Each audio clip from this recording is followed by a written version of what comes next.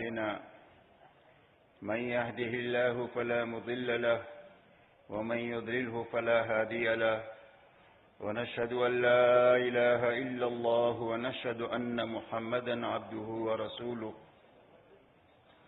صلى الله عليه وعلى آله وأصحابه وبارك وسلم تسليما كثيرا كثيرا. أعوذ بالله من الشيطان الرجيم. بسم الله الرحمن الرحيم. ومن أحسن قولا ممن دعا إلى الله وعمل صالحا وقال إنني من المسلمين. وقال عليه الصلاة والسلام: لا يؤمن أحدكم حتى يكون هواه تبعا لما جئت به، أو كما قال عليه الصلاة والسلام.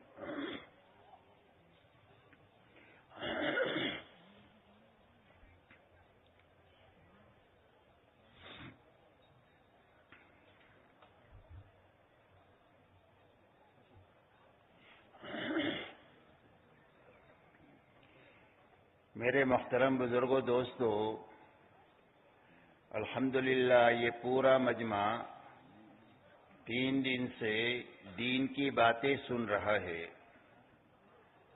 اب الحمدللہ جو کام باقی ہے وہ عمل باقی ہے. اب عمل کے لیے ہمارے اس مجمع میں 2 قسم کے لوگ ہیں.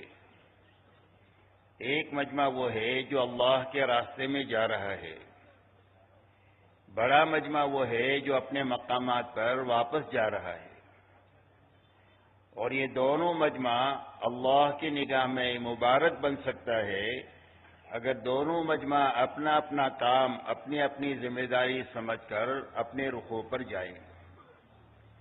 اس لیے کہ اللہ کے راستے میں جانے والا مجمع اس کی مشابہت مہاجرین کے ساتھ میں ہوگی.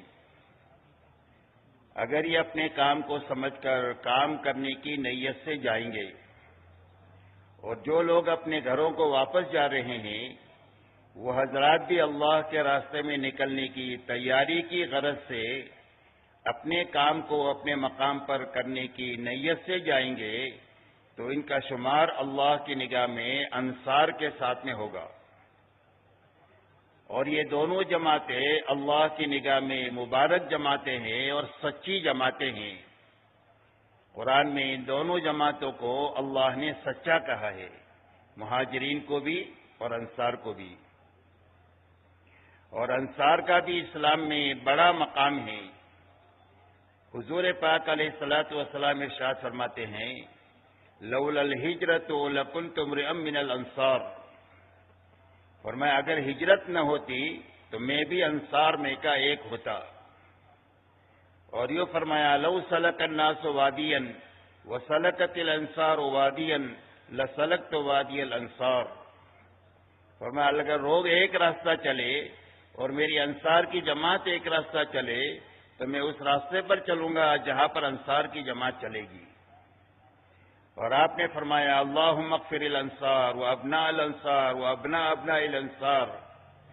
حضور پاک صلی اللہ علیہ وسلم نے دعائیں دی ہے کہ اللہ تعالیٰ انصار کی مغفرت فرمائیں اور انصار کی اولاد کی مغفرت فرمائیں اور ان کے اولاد کی اولاد کی مغفرت فرمائے، یعنی نسلوں کی مغفرت کی حضور صلی اللہ علیہ وسلم نے دعا فرمائی ہے ان کے لیے.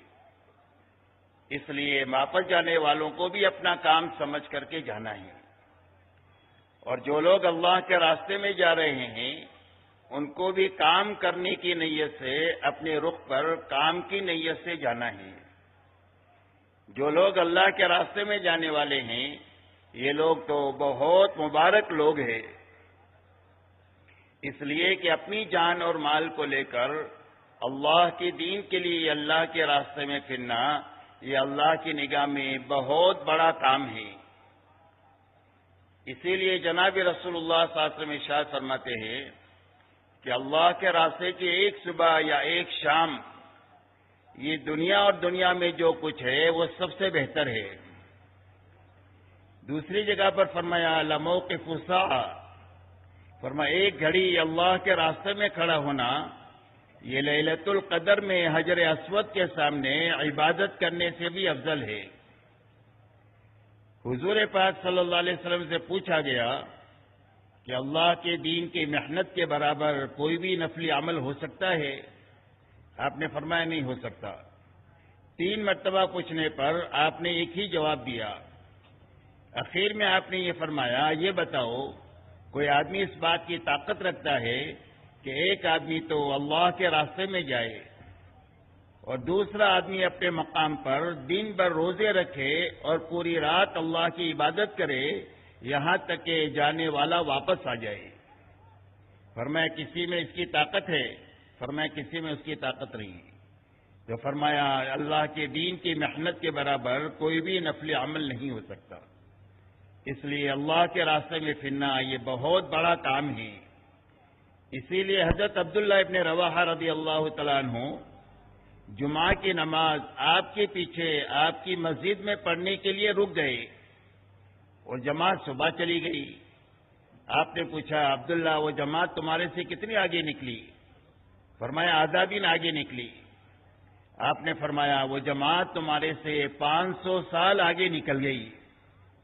اور یہ فرمایا لو انفقت ما فی الارض جميعا ما ادرکت غدوتهم، فرمایا دنیا میں جتنا ساز و سامان ہے وہ سارا اللہ کے نام پر خرچ کر ڈالو تو صبح کو نہیں پکڑ سکتے ہو جو صبح انہوں نے اللہ کے راستے میں گزاری ہے۔ اس لیے اللہ کے راستے میں اپنی جان اور مال کو لے کر اللہ کے دین کے لیے پھرنا یہ اللہ کی نگاہ میں بہت بڑا کام ہے۔ اس راستے میں اللہ تعالی ہر عمل کے بھاؤ کو بڑھا دیں گے۔ آپ جو تسبیح پڑھیں گے، جو تلاوت کریں گے، جو آپ گشت کریں گے، جو آپ تعلیم کریں گے، جو آپ تہجد پڑھیں گے، آپ جو لوگوں کی ملاقاتیں کریں گے، آپ جو پیدل چلیں گے، جو کام بھی آپ کریں گے اس کام پر اللہ تعالیٰ آپ کو بڑے بڑے اجر اور ثواب عطا فرمائیں گے۔ یہاں تک کہ اللہ کے راستے میں تھوڑی دیر کی بھوک آئی تو اس پر اللہ بڑے بڑے انعامات دیں گے۔ اللہ کے راستے میں تھوڑے سے آپ تھکے تو اس تھکنے پر اللہ تعالیٰ بڑے بڑے انعامات دیں گے۔ اللہ کے راستے میں آپ کے سر میں درد ہو گیا اور آپ نے اللہ کی طرف سے ملنے والے اجر کا احتساب کیا، دھیان کیا، تو فرمایا تھوڑے دیر کی درد سر پر اللہ تعالیٰ ساری زندگی کے گناہوں کو معاف فرما دیں گے۔ تو اللہ کے راستے میں ہر عمل کی قیمت اور بھاؤ بڑھا دیا جائے گا۔ حضرت عبداللہ ابن مبارک رحمۃ اللہ علیہ بہت بڑے محدث گزرے ہیں جو 6 مہینہ حدیث پاک لکھتے تھے اور پڑھتے پڑھاتے تھے اور 6 مہینہ اللہ کے راستے میں جاتے تھے۔ جب حدیث پاک کو لکھتے تھے تو قلم کے تراشے کو جمع فرماتے، پہلے لکڑی کا قلم ہوتا تھا تو اس کو جمع کرتے اس تراشے کو، اور جب اللہ کے راستے میں جاتے تو اللہ کے راستے میں ان کے بدن پر، ان کے گھوڑے پر جو غبار آتا، مٹی آتی، اس کو جمع کرتے۔ جب ان کے انتقال کا وقت ہوا تو انہوں نے وصیت کیا کہ جب مجھے نہلانے کے لیے پانی گرم کرو گے تو ان چھلکوں سے گرم کرو گے جس سے میں نے حدیث پاک کو لکھا ہوں، اور جب میری قبر کو پاٹو گے تو اس مٹی سے پاٹو گے کہ جو اللہ کے راستے کی ہے، اس لیے کہ اللہ کے راستے کا غبار اور جہنم کا دھواں یہ دونوں چیزیں جمع نہیں ہو سکتی۔ اس لیے میرے دوستو اتنے بڑے کام کی اللہ تعالیٰ نے آپ حضرات کو توفیق عطا فرمائی ہے اور بغیر استحقاق کے عطا فرمائی ہے، اس لیے کہ جہاں سے آپ حضرات نکل کر کے جا رہے ہیں وہاں پر آپ سے زیادہ مال والے لوگ بھی موجود ہیں، آپ سے زیادہ سمجھ بوجھ والے لوگ بھی موجود ہیں، اور آپ سے زیادہ فرصت والے لوگ بھی موجود ہیں جن کو کوئی کام دھندا نہیں ہے، لیکن اللہ نے ان سارے انسانوں کے بیچ میں سے آپ کو اپنے راستے میں نکلنے کے لیے اللہ نے چنا۔ تو اللہ کی یہ بڑی نعمت ہے جو آپ حضرات کی طرف متوجہ ہوئی۔ تو اب ہمارے ذمے کیا ہے؟ فرمایا ہمارے ذمے یہ ہے کہ اللہ کی اس نعمت کا شکر ادا کیا جائے، اس لیے کہ اللہ تعالیٰ کوئی بھی نعمت کسی کو عطا فرماتے ہیں چھوٹی بڑی تو اللہ تعالیٰ کا ایک ہی مطالبہ ہے کہ اس نعمت پر شکر کرو۔ آل داؤد کو اللہ نے حکومت دیا اور نبوت دیا تو اللہ نے فرمایا اعملوا آل داؤد شکرا وقلیل من عبادی الشکور، فرمایا آل داؤد ہم نے تم کو نبوت بھی دیا اور حکومت بھی دیا تو اس کے شکر میں کیا کرو؟ فرمایا عمل کرو۔ حضرت موسیٰ علیہ السلام کو اللہ تعالیٰ نے قرآن میں فرمایا کہ اے موسیٰ، ہم نے تمہیں اپنی ہم کلامی کا شرف بخشا، اور ہم نے تمہیں پیغمبری عطا فرمائی، اور ہم نے تورات جیسی کتاب تمہیں عطا فرمائی ہے۔ بڑی بڑی ہماری نعمتیں ہیں جو تمہیں عطا فرمائی، تو اس پر آپ کو کیا کرنا چاہیے؟ تو حضرت موسیٰ علیہ السلام سے یہ فرمایا وَقُم مِّنَ الشَّاكِرِينَ، فرمائی نعمتوں پر اللہ کے شکر گزار بندو اور شکر کرنے والے بنو۔ اس لیے میرے دوستو، اس محنت پر ہمارے ذمے ہے اللہ کا شکر۔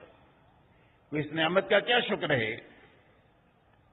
کہ اس نعمت کا شکر یہ ہے کہ ہمارے نکلنے کا جتنا زمانہ ہے 4 مہینے کا، یعنی 120 دن کا، تو یہ 120 دن میں جتنے کرنے کے کام ہیں انفرادی اجتماعی، ان سارے کاموں کی پابندی کے ساتھ ہر دن اپنا گزارا، یہ اس نعمت کا شکر ہے۔ جتنی بچنے کی چیزیں ہیں ان ساری چیزوں سے بچتے ہوئے ہر دن ہمارا 4 مہینے کا گزارنا، یہ نعمت کا شکر ہے۔ اس نعمت کے شکر میں کیا کرنا؟ فرمایا کرنے کے کام کرتے ہوئے اور بچنے کی چیزوں سے بچتے ہوئے اپنا پورا وقت لگانا، یہ اس نعمت کا شکر ہے۔ اس لیے کہ کرنے کے کام اگر نہیں کریں گے تو اندر میں کوئی چیز آئے گی نہیں صرف پھرنے سے، اور کرنے کے کام کیے لیکن بچنے کی چیزوں سے نہیں بچے تو جو عمل کا نور آئے گا وہ نکل جائے گا۔ کہاں گئے تھے؟ کہیں نہیں، اور کیا لائے؟ کچھ بھی نہیں۔ اس لیے اس نعمت کا شکر جو ہے وہ کرنا اور بچنا ہے۔ دیکھو بھائی، کل بھی میں نے آپ سے کہا تھا کہ پوری بات کو آپ کو جاگ کر سننا ہے، اور جاگ کر سننے کے لیے یہ ہے کہ بات کرنے والے کی طرف دیکھنا، آنکھیں بند نہیں کرنا، نیچے نہیں دیکھنا، گھٹنوں میں ہاتھ نہیں ڈالنا۔ اگر آپ گھٹنوں میں ہاتھ ڈالیں گے تو فوراً نیند آ جائے گی، یہ سونے کی نیت ہے۔ اس لیے پوری بات آپ حضرات کو جب تک دعا نہ ہو جائے، جب تک پوری بات کو جاگ کر سننا ہے۔ مولانا نے اپنی مجالس میں یہی فرمایا کہ یہ کام سمجھنا ہے، اس لیے کہ سمجھے بغیر کریں گے تو سمجھے بغیر چھوڑ بھی دیں گے، اور جب سمجھ کر کریں گے تو ہر حال میں کریں گے اور موت تک کریں گے، اور یہی مطالبہ ہے ہر حال میں کرنے کا اور موت تک کرنے کا مطالبہ ہے۔ لا تموتن الا وانتم مسلمون، اللہ فرماتے ہیں مسلمان بن کر کے مریو، یعنی فرما بردار بن کر کے مریو۔ تو فرما بردار بن کر کون مرے گا؟ فرما جو فرما بردار بن کر جیے گا وہ فرما بردار بن کر کے مرے گا۔ تو فرما بردار بن کر اس وقت میں جینا نصیب ہوگا جب کام کو اچھی طرح سمجھ کر کریں گے۔ اور سمجھنے کے کیا معنی ہے؟ سمجھنے کے معنی ہے کام کے یقین کے ساتھ کام میں چلنا۔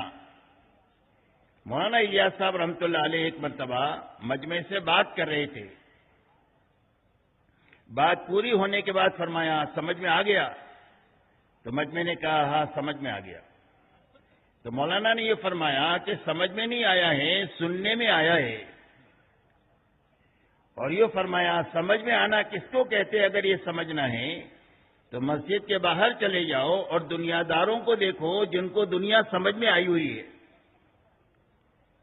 تاجر کو دیکھو، ملازم کو دیکھو، حاکم کو دیکھو، ڈاکٹر کو دیکھو، انجینئر کو دیکھو، کہ ہر آدمی اپنے کام میں ہر حال میں لگا ہوا ہے، پوری زندگی لگا ہوا ہے۔ کوئی تعریف کرے تو لگے، کوئی برائی کرے تو لگے۔ تو یہ استقامت کی کیا وجہ ہے؟ فرمایا استقامت کی وجہ یہ ہے کہ ہر آدمی کو اپنا کام سمجھ میں آیا ہوا ہے۔ اور سمجھ میں آنے کی بنیاد کیا ہے؟ کہ ہر آدمی کو یہ یقین ہے کہ سوئی کی ضرورت پڑے گی تو میرے مشغلے سے آئے گی، اور میرے بچے بڑے ہو جائے اور کی شادی کا خرچ آئے گا تو میرے مشغلے سے آئے گا، مکان بنانا ہوگا تو میرے مشغلے سے مکان بنے گا۔ ہر آدمی کا یقین ہے کہ میری ہر چھوٹی بڑی ضرورت میرے اس مشغلے سے پوری ہوگی۔ یہ یقین استقامت کا ذریعہ ہے۔ اس کام کو ایسا سمجھنا ہے کہ ہمارے دل کا وجدان یہ بن جائے کہ ہماری سوئی سے لے کر جنت میں جانے تک کے جتنے چھوٹے بڑے مسائل ہیں ان سارے مسائل کا حل اللہ نے اس محنت میں رکھا ہے۔ اس کا یقین ہماری استقامت کا ذریعہ ہے۔ اس کے لیے اس کام کو اچھی طرح شروع سے لے کر آخر تک سمجھنا ہے اور اچھی طرح کرنا ہے، اور اچھی طرح کرتے ہوئے کرنے والے آدمی تیار کرنا ہے۔ کہ بھائی اس طرح بات سنیں گے انشاءاللہ اللہ تعالیٰ ہمارے لیے آسان فرما دے. اور جاگ کر سنیں بھائی. آپ حضرات نے اوپر بٹھایا ہم لوگوں کو تو نظر آتا ہے اگر کوئی سوتا ہے تو اس کے لیے آپ حضرات جاگ کر پوری بات سنیں.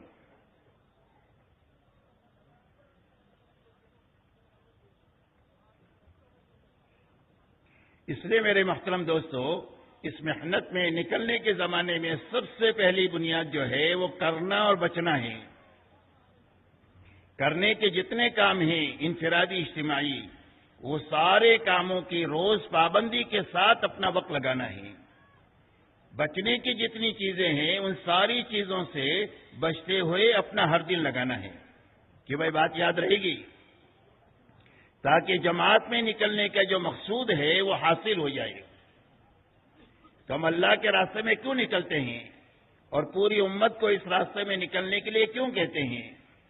ہمارے نکلنے اور نکالنے کی غرض یہ ہے کہ ہر ایمان والی کی زندگی میں ایک تو پورے دین پر چلنے کی طاقت پیدا ہو جائے. کیا پیدا ہو جائے؟ پورے دین پر چلنے کی طاقت پیدا ہو جائے جس کے نتیجے میں سارے فرائض زندگیوں میں آ جائے اور سارے حرام سے زندگی پاک ہو جائے. دوسری غرض جماعت میں پھرنے پھرانے کی یہ ہے کہ ہر ایمان والے کی زندگی میں دین کی ذمہ داری کا احساس پیدا ہو جائے کہ میں باپ ہوں، بچوں کی ذمہ داری مجھ پر ہے، میں شوہر ہوں، بیوی کی ذمہ داری ساری ضروریات کی میرے اوپر ہے. تو ان ضروریات کو پورا کرنے کے لیے جو کچھ کرنا پڑے گا میں اپنی تمام تر طاقت لگا دوں گا.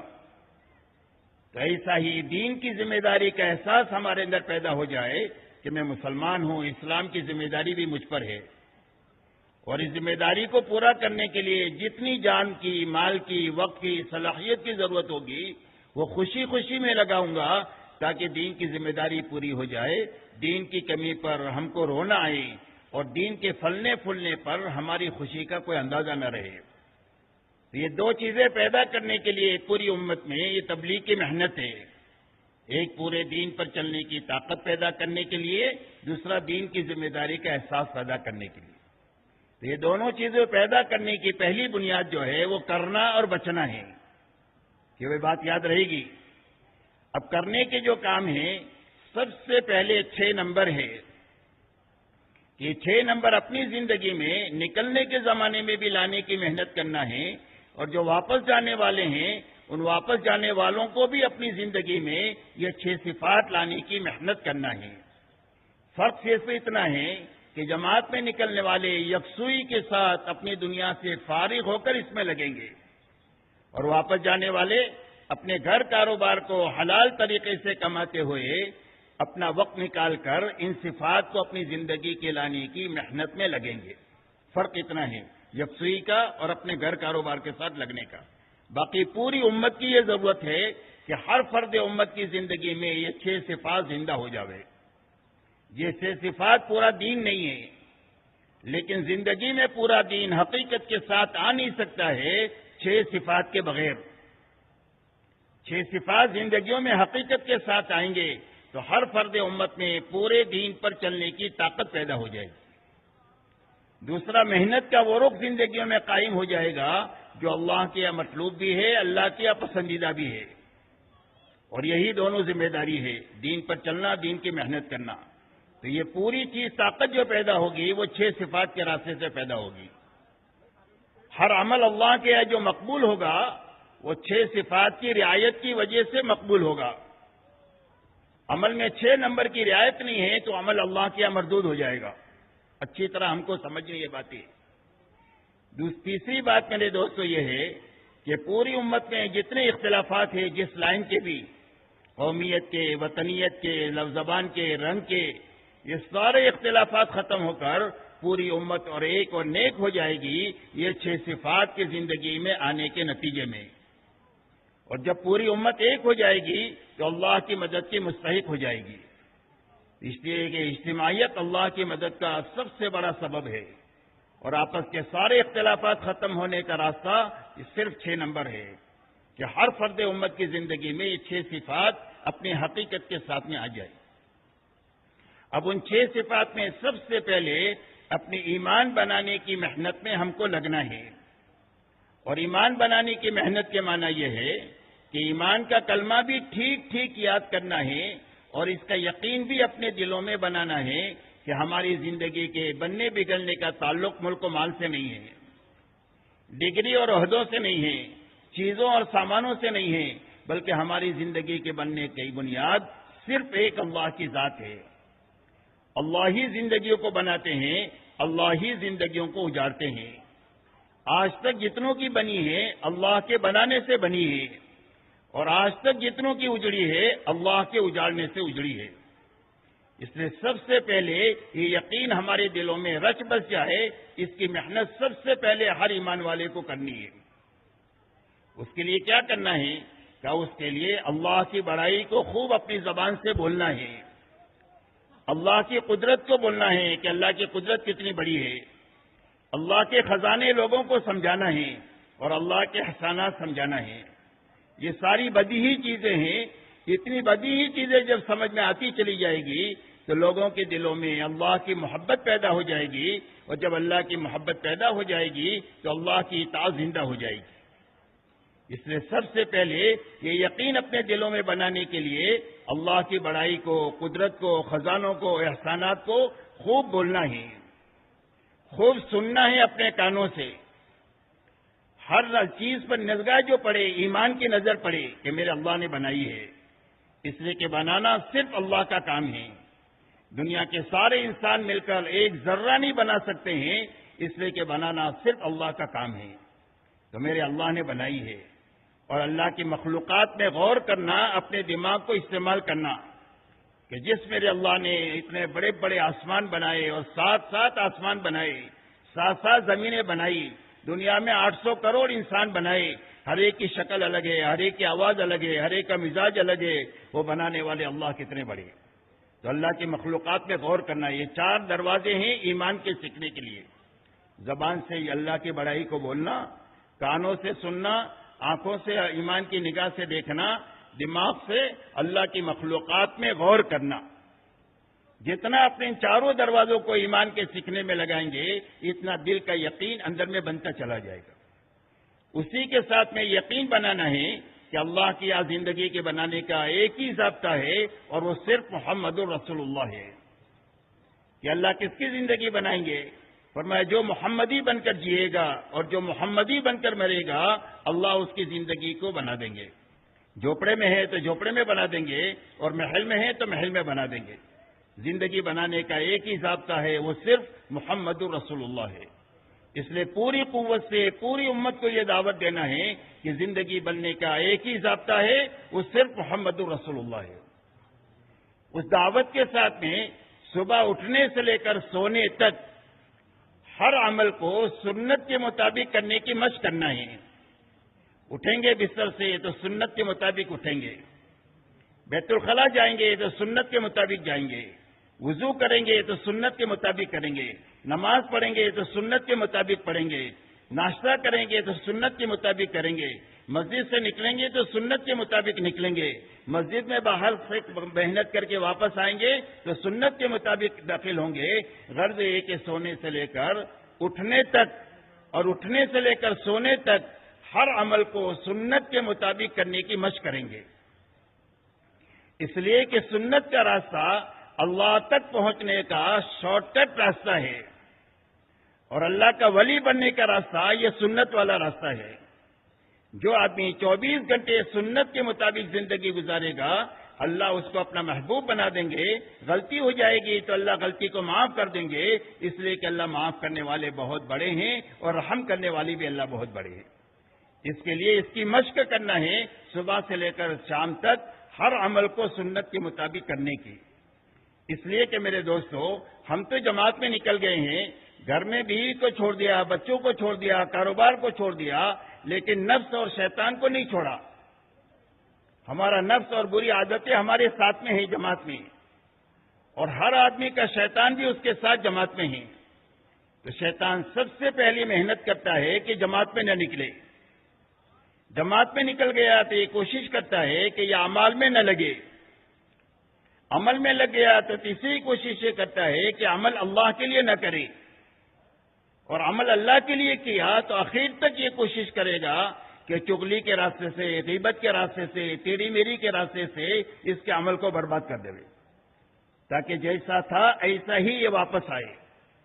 اب ہم تو اس کو دیکھتے ہی نہیں، وہ ہمارے ساتھ میں ہی، تو اس سے حفاظت کا کیا راستہ ہے؟ فرمایا اس سے حفاظت کا راستہ سنت کا راستہ ہے۔ جب ہر عمل کو سنت کے مطابق ہم کریں گے تو اللہ تعالیٰ اس عمل میں شیطان کے عمل دخل کو ختم کر دیں گے۔ اس عمل میں شیطان دخل نہیں دے سکتا ہے جو سنت کے مطابق کیا جائے۔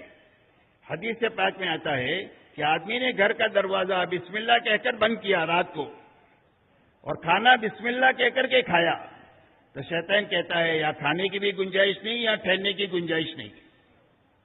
اور آدمی نے بغیر بسم اللہ کے کھانا کھایا، رات کو گھر کا دروازہ بغیر بسم اللہ کے بند کیا، تو شیطان کہتا ہے ادرکتم المبیت و ادرکتم الغدا، کھانا مل گیا اس کے ساتھ کھا لو، سونے کی جگہ مل گئی اس کے ساتھ سو جاؤ۔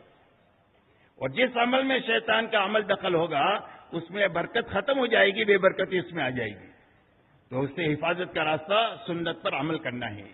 اس لیے پوری قوت سے اس کی دعوت بھی دینا ہے، اللہ سے سنت کا اتباع مانگنا بھی ہے، اور اپنے ہر عمل میں سنت کے مطابق کرنے کی مشق کرنی ہے۔ کہ وہ یاد رہے گی بات، سب سے پہلے اپنے کلمے پر اسلام کی محنت کرنا ہے۔ دوسری ہماری جو محنت ہے اپنی نماز بنانے کی محنت کرنا ہے، کہ ہماری پانچوں نمازیں اللہ کے دھیان والی بنے، اللہ کے یقین والی بنے، کہ کام اللہ بنائیں گے اور نماز کے راستے سے بنائیں گے، یقین ہماری نماز میں پیدا ہو جائے۔ ہماری زندگی کے ہر چھوٹے بڑے مسئلے میں ہماری نگاہ اللہ پر جانی چاہیے اور نماز پر جانی چاہیے، کہ نماز پڑھ کر ہم بدلے اللہ سے کہیں گے اور اللہ ہمارے کاموں کو بنا دیں گے۔ نماز کے اندر میں علم آ جائے، سنتوں کا علم، مسائل کا علم، تاکہ جہالت کے ساتھ نماز نہ ہو، علم کے ساتھ ہو۔ نماز میں اللہ کا دھیان پیدا ہو جائے، کہ جب نماز میں ہم کھڑے ہو جائے تو ہمیں یہ دھیان رہے کہ اللہ مجھے دیکھ رہے ہیں اور میں اللہ کو دیکھ رہا ہوں، اور اگر یہ بات نہ پیدا ہو تو اتنی تو پیدا ہو جائے کہ اللہ تو مجھے دیکھ ہی رہے ہیں، اور ہر نماز کو اللہ کو راضی کرنے کی نیت سے پڑھنا آ جائے۔ اس کی مشق کرنا ہے اللہ کے راستے میں۔ اللہ کے راستے میں نکل کر جس کی نماز بن گئی اس کی زندگی بن گئی۔ پوری زندگی کے صحیح بنانے کا راستہ نماز کا بننا ہے۔ اللہ والے یہ فرماتے ہیں نماز کی مثال زندگی میں ایسا ہے جیسے گھر میں روشن دان اور کھڑکی ہوتی ہے، گھر کا دھواں یہیں سے باہر جائے گا اور تازہ ہوا گھر میں یہیں سے آئے گی۔ ایسا ہی سارے رذائل زندگیوں میں جو نکلیں گے وہ نماز کے راستے سے نکلیں گے، اور ساری اچھائیاں اور خوبیاں زندگی میں جو آئے گی وہ نماز کے راستے سے آئے گی۔ اس لیے اپنی نماز پر محنت کر کے یہ 5 چیزیں نماز میں لانا ہے۔ ایک یقین لانا ہے، ایک ذوق شوق لانا ہے، ایک علم لانا ہے، ایک اللہ والا دھیان لانا ہے، اور اللہ کو راضی کرنے والی اخلاص والی نیت لانا ہے۔ 5 چیزیں نماز میں آ جائے گی تو نماز ایسی بن جائے گی کہ اس 2 رکعت نماز پر 7 آسمان سے مدد اتر جائے گی۔ اس کے لیے 5 نمازوں کا ایک تو تکبیر اولیٰ کے ساتھ اہتمام کرنا ہے، اللہ کے راستے میں نکل کر کے۔ زندگی میں جو نمازیں ہماری چھوٹی ہے فرائض، تو فرائض کو ادا کرنے میں لگنا ہے۔ ہر وقت کی جو نوافل ہے وہ نوافل کا اہتمام کرنا ہے۔ تہجد ہے، اشراق ہے، چاشت ہے، اوابین ہے، اور مسجد میں داخل ہوئے تو تحیت المسجد ہے، وضو کیا تو تحیت الوضو ہے، کوئی ضرورت پیش آئی تو صلاۃ الحاجہ ہے۔ غرض ہے کہ زیادہ سے زیادہ اللہ کے سامنے سجدہ اور رکوع کرنے کی عادت بنانا ہے اپنی، تو نوافل کا اہتمام کرنا ہے۔ اسی کے ساتھ میں اللہ کے راستے میں نکل کر کے روزانہ 2-4 رکعتیں سنت اس نیت سے پڑھنا ہے نفل، کہ میری نماز میں اللہ کا دھیان پیدا ہو جائے۔ 2 رکعت آپ نے شروع کیا، ایک رکعت میں دھیان رہا، دوسری رکعت میں دھیان ادھر ادھر چلا گیا، تو 2 رکعت پوری کرے، 2 رکعت اور پڑھے، پھر 2 رکعت پڑھے، قاعدے میں جا کر دھیان ادھر ادھر چلا گیا، پھر 2 رکعت پڑھے۔ روزانہ 4, 6, 8 رکعتیں اس نیت کے ساتھ پڑھیں گے کہ میری نماز میں اللہ والا دھیان پیدا ہو جائے، اور اللہ دیکھیں گے کہ یہ سچا آدمی ہے، اس کو حقیقت والی نماز چاہیے، تو اللہ اپنے فضل سے اچھی نماز ہم کو عطا فرما دیں گے۔ اس لیے اپنی نماز کو بنانے کی محنت میں لگتے ہوئے، اس کی دعوت دیتے ہوئے، اللہ سے نماز کی حقیقت کو مانگتے ہوئے اپنا وقت لگانا ہے، کہ وہی بات یاد رہے گی۔ اس کے ساتھ تیسری بات یہ ہے کہ روزانہ علم سیکھتے ہوئے اپنا دن گزارنا ہے. کوئی دن ایسا نہیں گزرنا چاہیے کہ جس میں آپ کوئی چیز نہ سیکھے. سیکھنے میں سب سے پہلی چیز جو سیکھنے کی ہے وہ نماز میں پڑھا جانے والا قرآن صحیح کرنا ہے. کم سے کم سورہ فاتحہ اور 10 صورتیں آپ صحیح کر لیں تاکہ ہماری نماز صحیح ہو جاوے. مخارج کے ساتھ تجوید کے ساتھ پڑھنا سیکھنا ہے اللہ کے راستے میں نکل کر. علماء ساتھ ہے تو ان سے سیکھے، علماء نہیں ہے تو جن مسجدوں میں آپ جائیں گے ان مسجدوں میں علماء ملیں گے، ائمہ ملیں گے، ان سے اپنی نماز سنا کر کے نماز کو صحیح کرنے کی فکر میں لگے. قرآن پڑھا جانے والا اس کو سیکھنا ہے. اسی کے ساتھ میں اللہ کے راستے میں نکل کر کے تعلیم کے حلقوں میں بیٹھ کر فضائل کا علم حاصل کرنا ہے تاکہ ہمارا یقین یہ بنے کہ ہماری زندگی عمل کے راستے سے بنے گی، ملک و مال کے راستے سے نہیں بنے گی. اللہ کے حکموں پر عمل کرنے کے راستے سے زندگی بنے گی. یہ یقین بنانے کے لیے فضائل کی تعلیم میں گھنٹوں بیٹھ کر اپنا یقین یہ بنانا ہے. اسی کے ساتھ میں یہ 6 نمبر پر ہر نمبر پر کم سے کم 10 حدیثیں یاد کرنا ہے تاکہ جب آپ کسی کو دعوت دیں تو پکی ٹھکی بات کی دعوت دیں. سنی سنائی بات نہیں کرنی چاہیے، رٹی رٹائی بات نہیں کرنا چاہیے، بلکہ ان کتابوں میں مضبوط اور ٹھوس علم اللہ والوں نے جمع کیا ہے. اللہ والوں کے کہنے پر اس کو اتنا دھن سنے، اتنا پڑھے، اتنا سنے، اتنا پڑھے کہ ہمارے اندر میں ان کی دعوت دینے کا جذبہ پیدا ہو جائے. اس کے لیے ہر نمبر پر 10 حدیثیں یاد کریں. اسی کے ساتھ کھانے سونے کے سنت طریقے معلوم کریں. یہ سیکھنے کی چیزیں ہیں. ہر عمل کے وقت میں جو حضور صلی اللہ علیہ وسلم کی طرف سے جو دعائیں ہیں، جو آداب ہیں، اس کو اللہ کے راستے میں سیکھیں.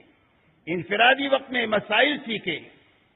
انفرادی وقت میں مسائل سیکھیں کہ نماز کے فرائض کیا ہے، واجبات کیا ہے، سنن کیا ہے، نماز کے فرائض، وضو کے فرائض کیا ہے، غسل کے کیا فرائض ہے، جنازے کی نماز کیا ہے. غرض یہ کہ یہ ساری چیزیں سیکھنے کی ہے. یہ ساری چیزوں کو سیکھتے ہوئے اپنا وقت جو ہے وہ لگانا ہے کہ بھائی یاد رہے گی بات. کوئی دن ہمارا ایسا نہیں گزرنا چاہیے کہ جس میں آپ کوئی چیز نہ سیکھے. الاہم فالاہم، جو جتنا اہم ہے اس کو پہلے سیکھنا ہے، اس کے بعد اس کو سیکھنا ہے. پہلے قرآن پاک سیکھے، پھر تشہد سیکھے، پھر دعائے قنوت سیکھے، پھر درود شریف سیکھے، پھر دعا سیکھے. یہ جتنی اہم ہے نماز میں، اس میں اہم چیز کو پہلے سیکھا جائے، اس کے بعد دوسری چیز کو، تیسری چیز کو، یہاں تک کہ سب سے پہلے ہماری نماز اچھے سے اچھی بن جانی چاہیے.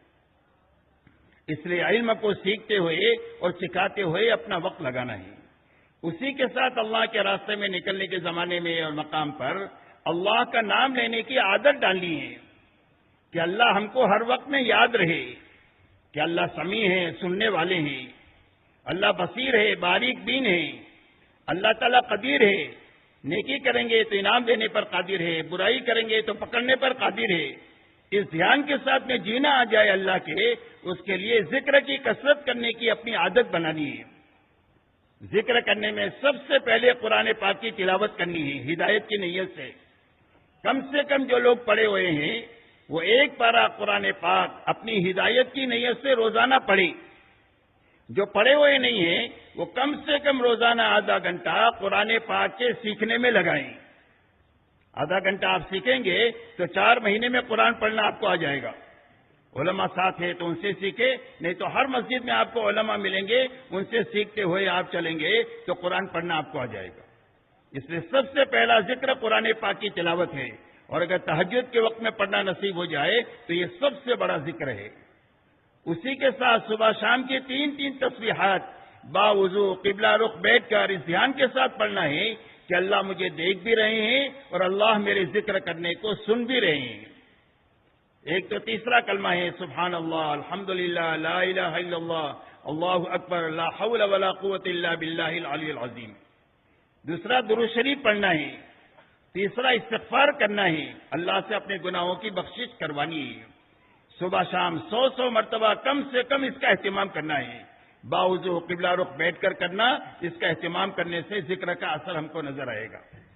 اسی کے ساتھ میں ہر وقت کی جو مسنون دعائیں ہیں ان دعاؤں کو یاد کر کے اپنے اپنے وقت پر اس کا اہتمام کرنا ہے. یہ مسنون دعائیں مقبول دعائیں ہیں.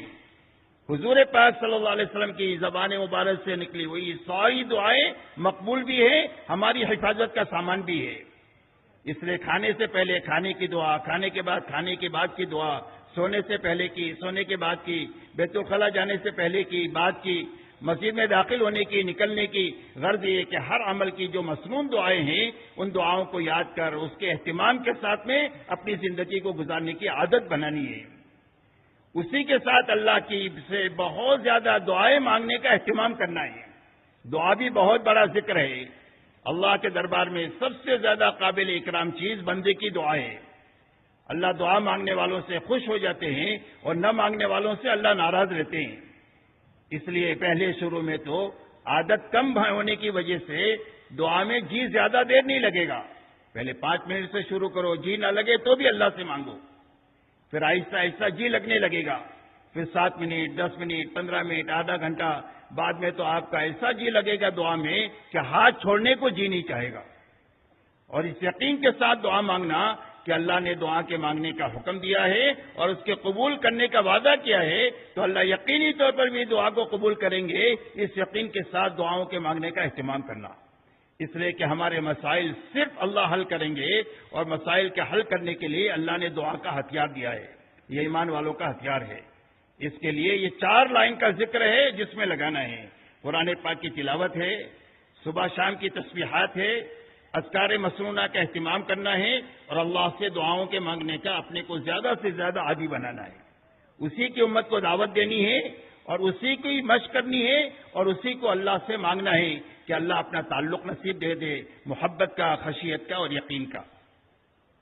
اسی کے ساتھ میں ہر ایمان والے سے محبت کرنا سیکھنا ہے، ایمان کی وجہ سے کہ اس کے دل میں ایمان ہے، وہ قابل احترام ہے اور محبت کے قابل ہے. کتنا ہی گناہوں میں ڈوبا ہوا ہو، ہم اس گناہوں سے نفرت کریں گے، گنہگار سے محبت کریں گے.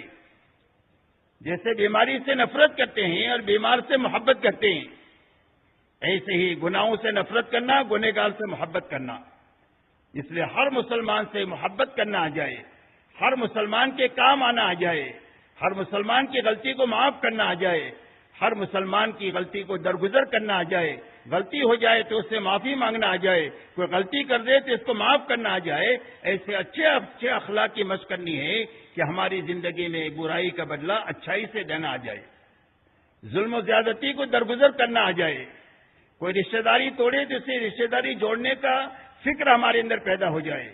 کوئی چائے پانی نہ پوچھے، اس کو کھلانے پلانے کی عادت بنے. یہ اخلاق کا خلاصہ ہے. یہ اخلاق اپنی زندگی میں بنانے کی مشق کرنی ہے، ہر ایمان والے کو کرنی ہے، جماعت میں نکل کر کے بھی کرنی ہے اور مقام پر بھی اس کی محنت کرنی ہے.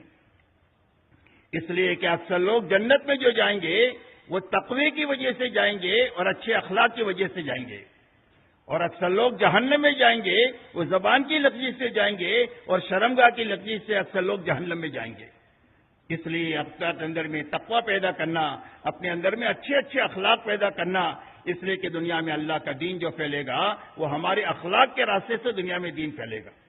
اس لیے اس کی پوری امت کو دعوت بھی دینی ہے، اللہ سے دعا بھی مانگنی ہے اور اس کی مشق کرنی ہے. خاص کر کے جماعت میں نکلنے کے زمانے میں ہر ساتھی کا جذبہ یہ ہو کہ میرا ساتھی اچھا کھانا کھا لے، میرا ساتھی اچھی جگہ سو جائے، میرا ساتھی اچھی جگہ بیٹھ جائے. میں کہیں بھی کونے کاپچے میں سو جاؤں گا، بیٹھ جاؤں گا، میرے ساتھیوں کو مجھ سے راحت پہنچنی چاہیے، کسی کو بھی مجھ سے تکلیف نہیں پہنچنے کی.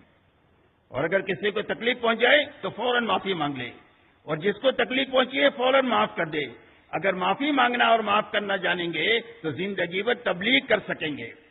ہر ایک سے جڑنا سیکھے، ہر ایک کو جوڑنا سیکھے. ہمارا اپنا کوئی سرکل نہیں ہے، ہم سارے ایمان والے کے ساتھ ہیں. ہر ایمان والے ہمارے ہیں اور ہم ایمان والے ہیں. پوری امت ہماری ہے، ہم امت کا ایک فرد ہے. ہر مسلمان سے جڑنا آ جائے.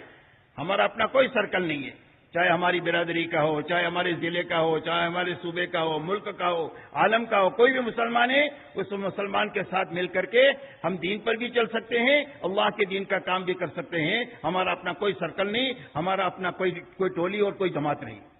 تو اس کی مشق کرنی ہے اللہ کے راستے میں نکل کر کے بھی اور مقام پر بھی. اسی کے ساتھ ہر عمل میں اللہ کو راضی کرنے کی نیت بنانے کی مشق کرنی ہے.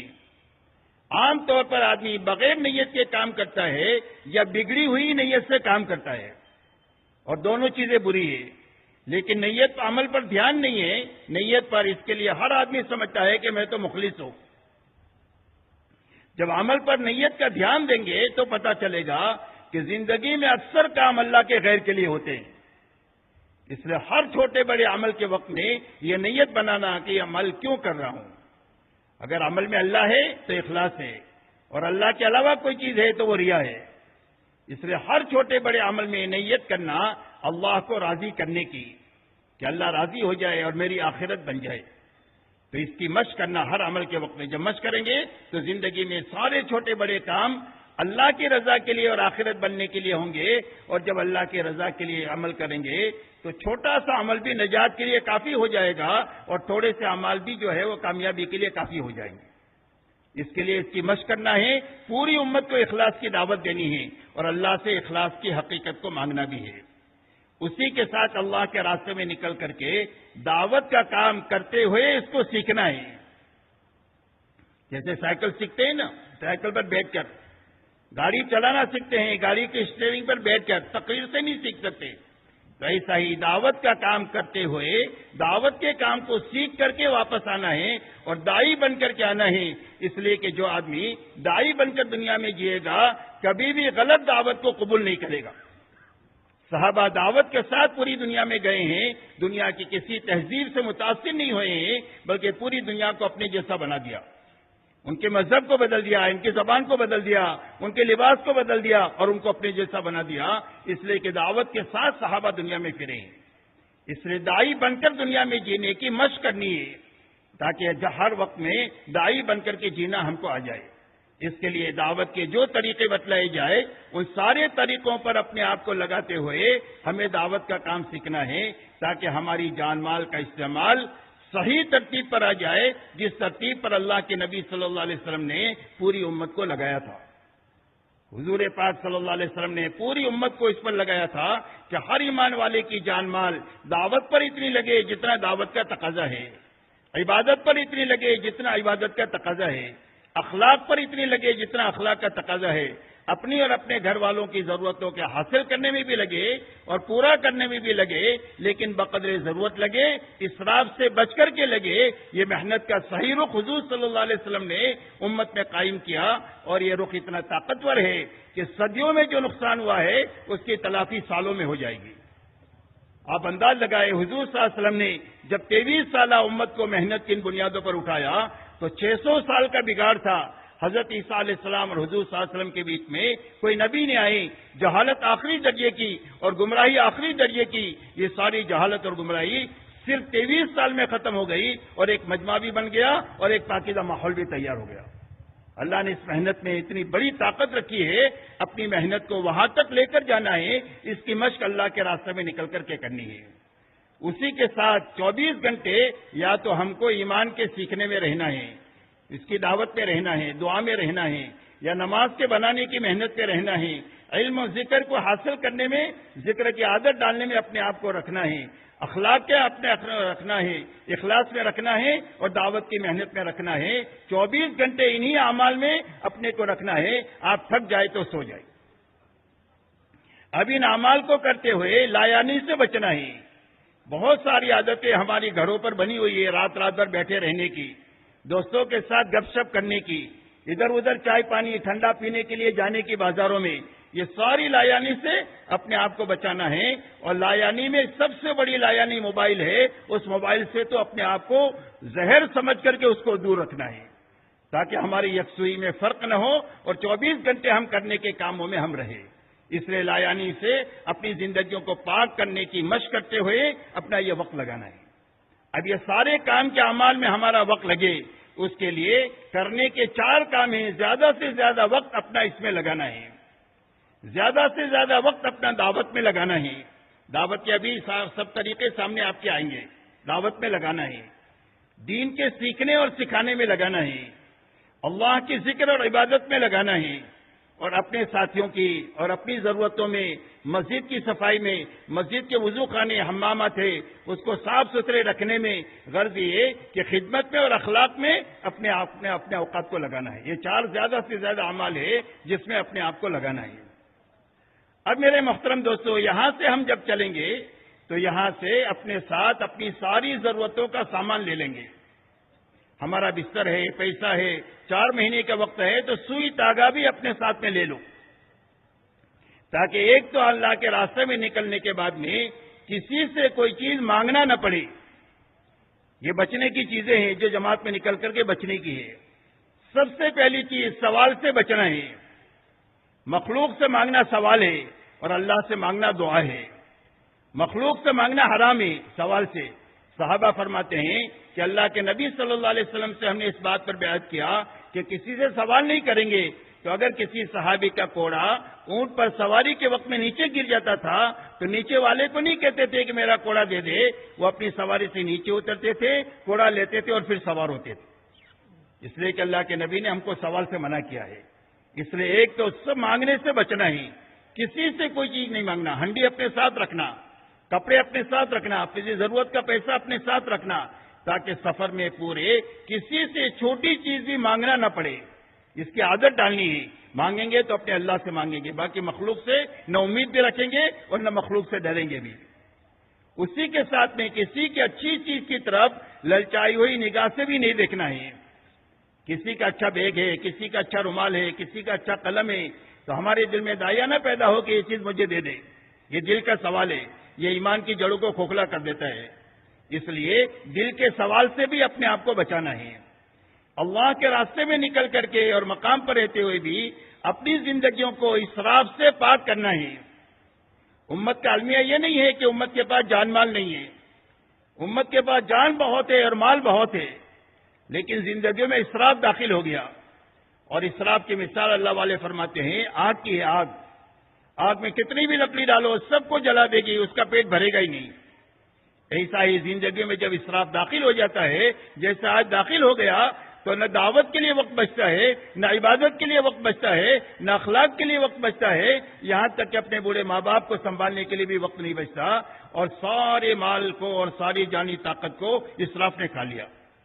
تو اللہ کے راستے میں نکل کر خصوصیت کے ساتھ اس بات کی مشق کرنا ہے کہ ہماری زندگی میں سے اسراف نکل جائے. تو اسراف کس کو کہتے ہیں؟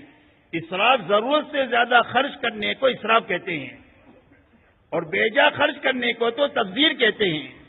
اور مبذرین کو تو اللہ نے قرآن میں شیاطین کا بھائی بتلایا ہے. اس لیے ہماری ضرورت 10 روپے میں پوری ہو جاتی ہے تو 11 روپے خرچ نہیں کرنا. ہماری ضرورت آدھے گھنٹے میں پوری جو ہو جاتی ہے تو 35 منٹ نہیں لگانا. یہ وقت کا اسراف ہے. یہاں تک فرمایا کہ اگر ایک آدمی نہر پر وضو کر رہا ہے تو 3 مرتبہ سے زیادہ دھونا اسراف ہے.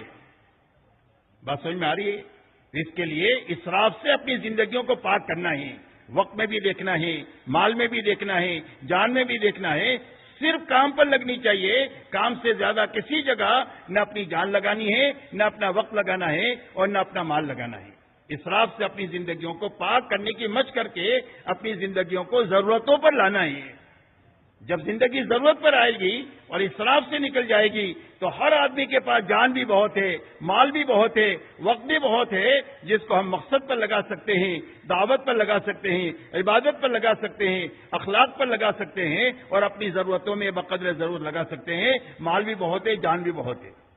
اسی کے ساتھ کسی کی چیز کو بغیر اس کی اجازت کے استعمال نہیں کرنا. کسی کی بھی چیز کو, کسی کا لوٹا ہے تو پوچھے بغیر نہیں استعمال کرنا.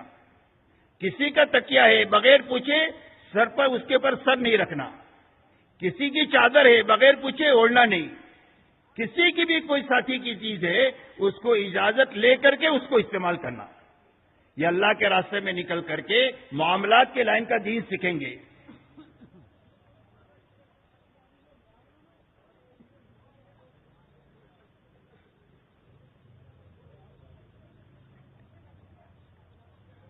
اس لیے کہ میرے محترم دوستو, یہ اللہ کے راستے میں جو نکلنے کی محنت ہے یہ پورے دین کو عملی طور پر اپنی زندگی میں سیکھنے اور سکھانے کی محنت ہے. اس راستے میں نکل کر معاملات سیکھیں گے اس راستے سے کہ کسی کی بھی چیز کو بغیر اس کی اجازت کے نہیں لینی ہے. اس کی عادت پڑے گی تو آدمی ناجائز طریقے سے کبھی کسی کا مال نہیں لے گا. تو یہ پورا دین سیکھنے کی محنت ہے. معاملات کا دین, معاشرت کا دین, عبادت کے لائن کا دین, ایمانیات کے لائن کا دین, پڑوسیوں کے لائن کا دین. غرض یہ کہ پورا دین سیکھنے کی یہ محنت ہے. ہر چیز کی پابندی کے ساتھ اپنا وقت لگانا ہے, بچتے ہوئے اور کرنے کے کام کرتے ہوئے اپنا وقت لگانا ہے. یہ وہی باتیں یاد رہے گی اسی کے ساتھ میں چند کام کم کرنے ہیں، چند کام کم کرنے ہیں۔ کم کرنے میں سب سے پہلے کھانا کم کرنا ہے۔ کتنا کم کرنا ہے؟ زیادہ نہیں، 2-1 لقمہ کم کرو بس، جتنا گھر پہ کھاتے ہو اس سے 2 لقمہ کم کھانا۔ سونا کم کرنا ہے، 8 گھنٹہ سونے کے عادی ہے تو 15-20 منٹ آدھا گھنٹہ سونا کم کرو، زیادہ نہیں کرنا، اس لیے کہ زیادہ کم کریں گے تو دن میں تارے نظر آ جائیں گے، تو اس کے لیے زیادہ کم نہیں کرنا۔ اپنی ضروریات میں کم سے کم وقت لگانا، ضروریات میں کم سے کم وقت لگانا، نہانے میں کم سے کم وقت، کپڑے دھونے میں کم سے کم وقت، کھانا پکانے میں کم سے کم وقت، اپنے ضروریات میں کم سے کم وقت لگانے کی مشق کرنا۔ اسی کے ساتھ اللہ کے راستے میں نکل کر کم سے کم دنیا کی بات کرنا۔ دنیا کی بات مسجد میں تو کرنا ہی نہیں، لیکن کبھی آپ بہت محنت کر لیے، تھک گئے ہیں تو تھوڑا ہنس بل لیے تو کوئی حرج کی بات نہیں، تاکہ پھر نشاط پیدا ہو جائے، پھر کام میں لگ جاوے۔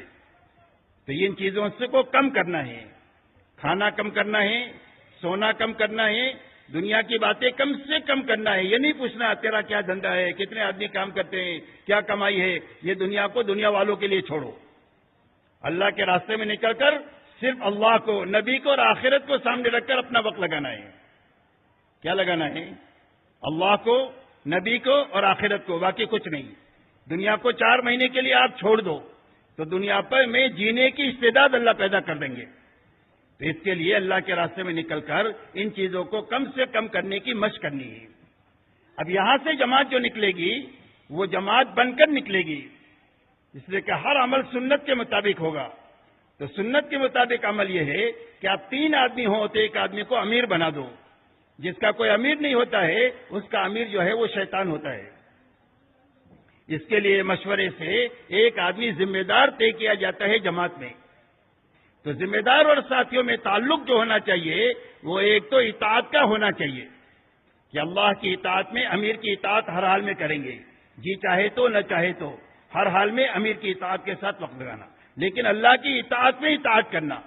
اللہ کی نافرمانی میں کسی کی اطاعت نہیں ہوگی، نہ امیر کی، نہ باپ کی، نہ ماں کی۔ اللہ کی فرما برداری میں اطاعت کر کے ساتھ وقت لگانا، آپس کے مشورے سے کام کرنا۔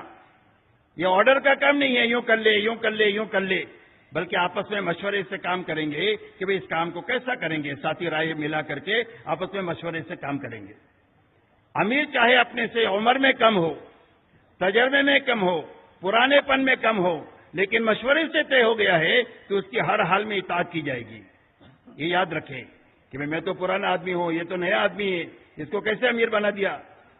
کوئی بھی امیر بنا دیا اس مشورے سے اس کی اطاعت کرنی ہے۔ حضور صلی اللہ علیہ وسلم نے بڑے بڑے صحابہ پر حضرت اسامہ بن زید رضی اللہ تعالیٰ عنہ کو امیر بنایا، جن کی عمر 16-18 سال سے زیادہ نہیں تھی، اور پوری امت کو یہ تعلیم دیا ہے کہ جو تمہارا امیر بنے اس کی اطاعت کرنی ہے، جو تمہارا ذمہ دار بنے اس کی اطاعت کے ساتھ چلنا ہے۔ یہ امیر کی اطاعت آپ کو اللہ رسول کی اطاعت تک پہنچا دے گی۔ یہ سیڑھی ہے اللہ رسول کی اطاعت تک پہنچنے کا۔ نفس آوارہ کتے کی طرح ہے، تو اس کی سرکشی جو ختم ہوگی وہ اطاعت کے راستے سے ختم ہوگی۔ اس لیے امیر کی اطاعت کے ساتھ میں اپنے ہر کام کو اللہ کی اطاعت میں کرنا، آپس کے مشورے سے کام کرنا۔ یہاں سے آپ نے سفر شروع کیا تو سفر شروع کرنے سے پہلے آپس میں مشورہ کر کے کسی 2 ساتھیوں کو سفر کی ذمہ داری دے دو۔ پورا پیسہ اس کے ہاتھ میں نہ دو، ضرورت کا پیسہ دو ایسے آدمیوں کے ساتھ میں جن کو آپ اچھی طرح پہچانتے ہیں، آپ کے ساتھی ہیں، تاکہ سفر کی تیاری اور ترتیب بنا لے۔ سفر کے دوران بھی آپ کو کوئی نیا آدمی نہیں لینا، جس کو آپ نہیں پہچانتے ہیں اس کو اپنے ساتھ نہیں لینا۔ بعض مرتبہ دھوکہ ہو جاتا ہے، وہ کہے گا میں آپ کے ساتھ چلوں گا، آپ کے ساتھ چلا، آپ کو دھوکہ دے دیا۔ تو اس کے لیے دھوکے سے بچنے کے لیے مشورے سے جو آپ کی جماعت بنی ہے وہی آپ کے ساتھ رہے گی۔ ہاں جس مقام پر آپ گئے ہیں وہاں اگر مقامی لوگ آپس کے مشورے سے کسی آدمی کو آپ کی نصرت کے لیے طے کرے تو اس کو ساتھ لینے میں کوئی حرج نہیں ہے۔ سفر کے دوران میں آپ کو ان اعمال کے ساتھ اپنا سفر چالو رکھنا ہے۔ آپ دعوت دے سکتے ہیں تو دعوت دیں، انفرادی دے سکتے ہیں انفرادی دیں، اجتماعی دعوت کا نظام آپس میں ہے تو بیٹھ کر اس کا مذاکرہ کریں، سیکھنے سکھاتے ہوئے اپنا عمل کریں۔ تعلیموں میں، ٹرینوں میں، اس میں تعلیم کے بجائے انفرادی اعمال کریں گے تو زیادہ مناسب رہے گا۔ اسی کے ساتھ میں اپنا عبادت اور ذکر کرتے ہوئے اپنا وقت لگانا، خدمت کرتے ہوئے اپنا وقت لگانا، آپ نے دیکھا کہ بس میں کوئی بوڑھا آدمی کھڑا ہے، آپ کھڑے ہو گئے، ان کو بٹھا دیا. کوئی عورت ہے اپنے بچے کے ساتھ کھڑی ہے، آپ نے ان کو بٹھا دیا، آپ کھڑے ہو گئے. کوئی بھی خدمت کا موقع ہے اللہ کے راستے میں نکلنے کے زمانے میں، تو آپ کو اس کی خدمت کرتے ہوئے آپ کو اللہ کے راستے میں چلنا ہے. پورے سفر کے دوران میں کوئی آدمی آپ سے لڑائی جھگڑا کرنے کی کوشش کرے، برا بھلے کہے، لڑائی جھگڑے کی کوشش کرے، تو آپ کو لڑائی جھگڑا کرنا نہیں ہے. کتا آدمی کو کاٹتا ہے تو آدمی کتے کو نہیں کاٹتا، کہ وہ کاٹتا ہے. تو اگر کوئی آدمی کاٹنے کی کوشش کرے تو آپ کو اس سے لڑنا جھگڑنا نہیں ہے. ہم تو اخلاق کے ساتھ پوری دنیا میں پھریں گے. پوری دنیا پر زبردست تماچا ہے جماعتوں کا پھرنا، کہ یہ لوگ غلط چیزوں کو نہیں رواج دیتے، یہ صحیح زندگی دنیا میں کرنا چاہتے ہیں. عملی طور پر ہم دنیا کے سامنے یہ پیش کریں گے، دنیا کو دکھانے کے لیے نہیں بلکہ صرف اللہ کو راضی کرنے کے لیے. پانی میں رکھیں.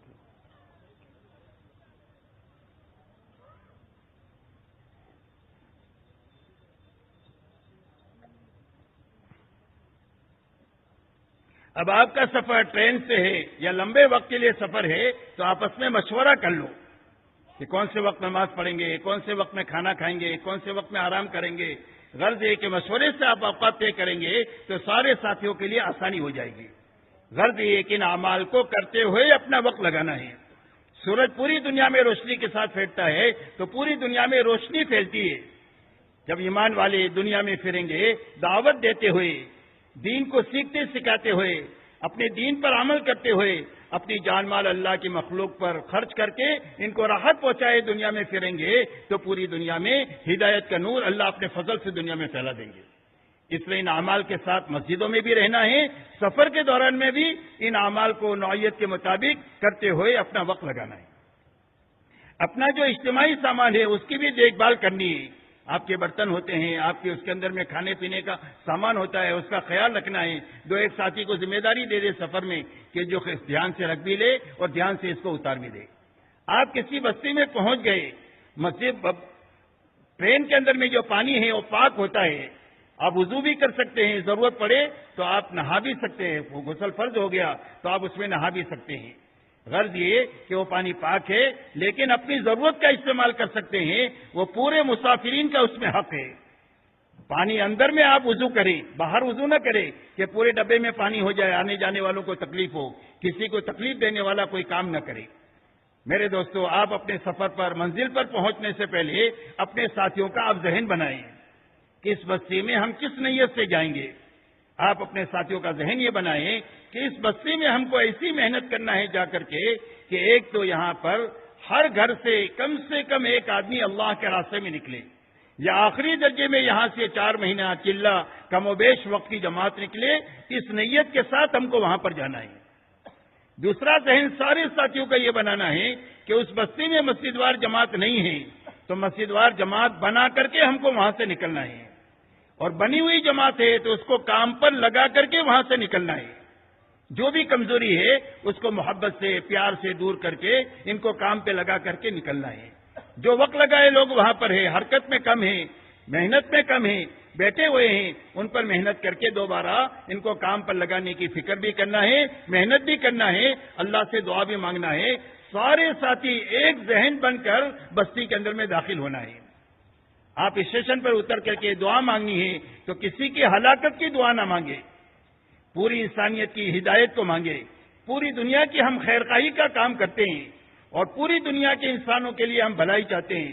کسی کے ہلاکت اور برائی کی دعا نہیں کرنا، آپ ساری انسانیت کے لیے ہدایت کی دعا کرنا اور اپنے لیے اور امت کے لیے بھلائی اور خیر کو اللہ سے مانگنا. اب دعا آپ نے مانگ لیا، اپنا سامان بیچ میں رکھ کے دعا مانگنا تاکہ کوئی سامان آگے پیچھے نہ ہو جائے. پوری جماعت ایک ساتھ مسجد میں جائیں، پوری جماعت ایک ساتھ مسجد میں جائیں. مسجد میں جانے سے پہلے کوئی ساتھی ادھر ادھر منتشر نہ ہو کہ میں رومال لے کر آتا ہوں، میں پین لے کر کے آتا ہوں. نہیں، سارے ساتھی ایک ساتھ مسجد میں پہنچے. مسجد کے باہر کوئی کمرہ ہے تو اس میں اپنا سامان رکھ دے. کمرہ نہیں ہے تو مسجد کے کسی کونے میں محفوظ جگہ پر رکھ کر اس کے پر کوئی آسادی سی چادر ڈال دے تاکہ آپ کا سامان محفوظ رہے. مسجد میں 2 رکعت تحیۃ المسجد پڑھیں اور اس کے بعد سارے ساتھی آپس میں مشورے کے لیے جڑ جائیں، اس لیے کہ ہمارا کام مشورے سے ہوگا. اگر مقامی ساتھی بھی آپ کے ساتھ مشورے میں ہو جاتے ہیں تو یہ بہت بہتر ہوگا، آپ کو کام کرنے میں آسانی ہو جائے گی. بہرحال آپ مشورے میں 2 رکعت پڑھنے کے بعد بیٹھ گئے، اب آپس میں بیٹھ کر مشورہ کریں۔ تو مشورہ کس چیز کا کرنا ہے؟ مشورے کی 3 بنیادیں ہیں۔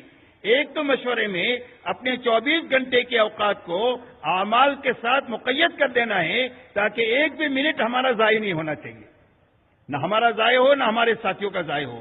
ہمارا پیسہ بھی ضائع نہیں ہونا چاہیے، ہمارا پیسہ بھی کام کا لگنا چاہیے، ہمارا وقت بھی کام پر لگنا چاہیے۔ اس کے لیے 24 گھنٹے کے اپنے اوقات کے اعمال متعین کر دینا اور سارے کام سارے ساتھیوں پر تقسیم کرنا۔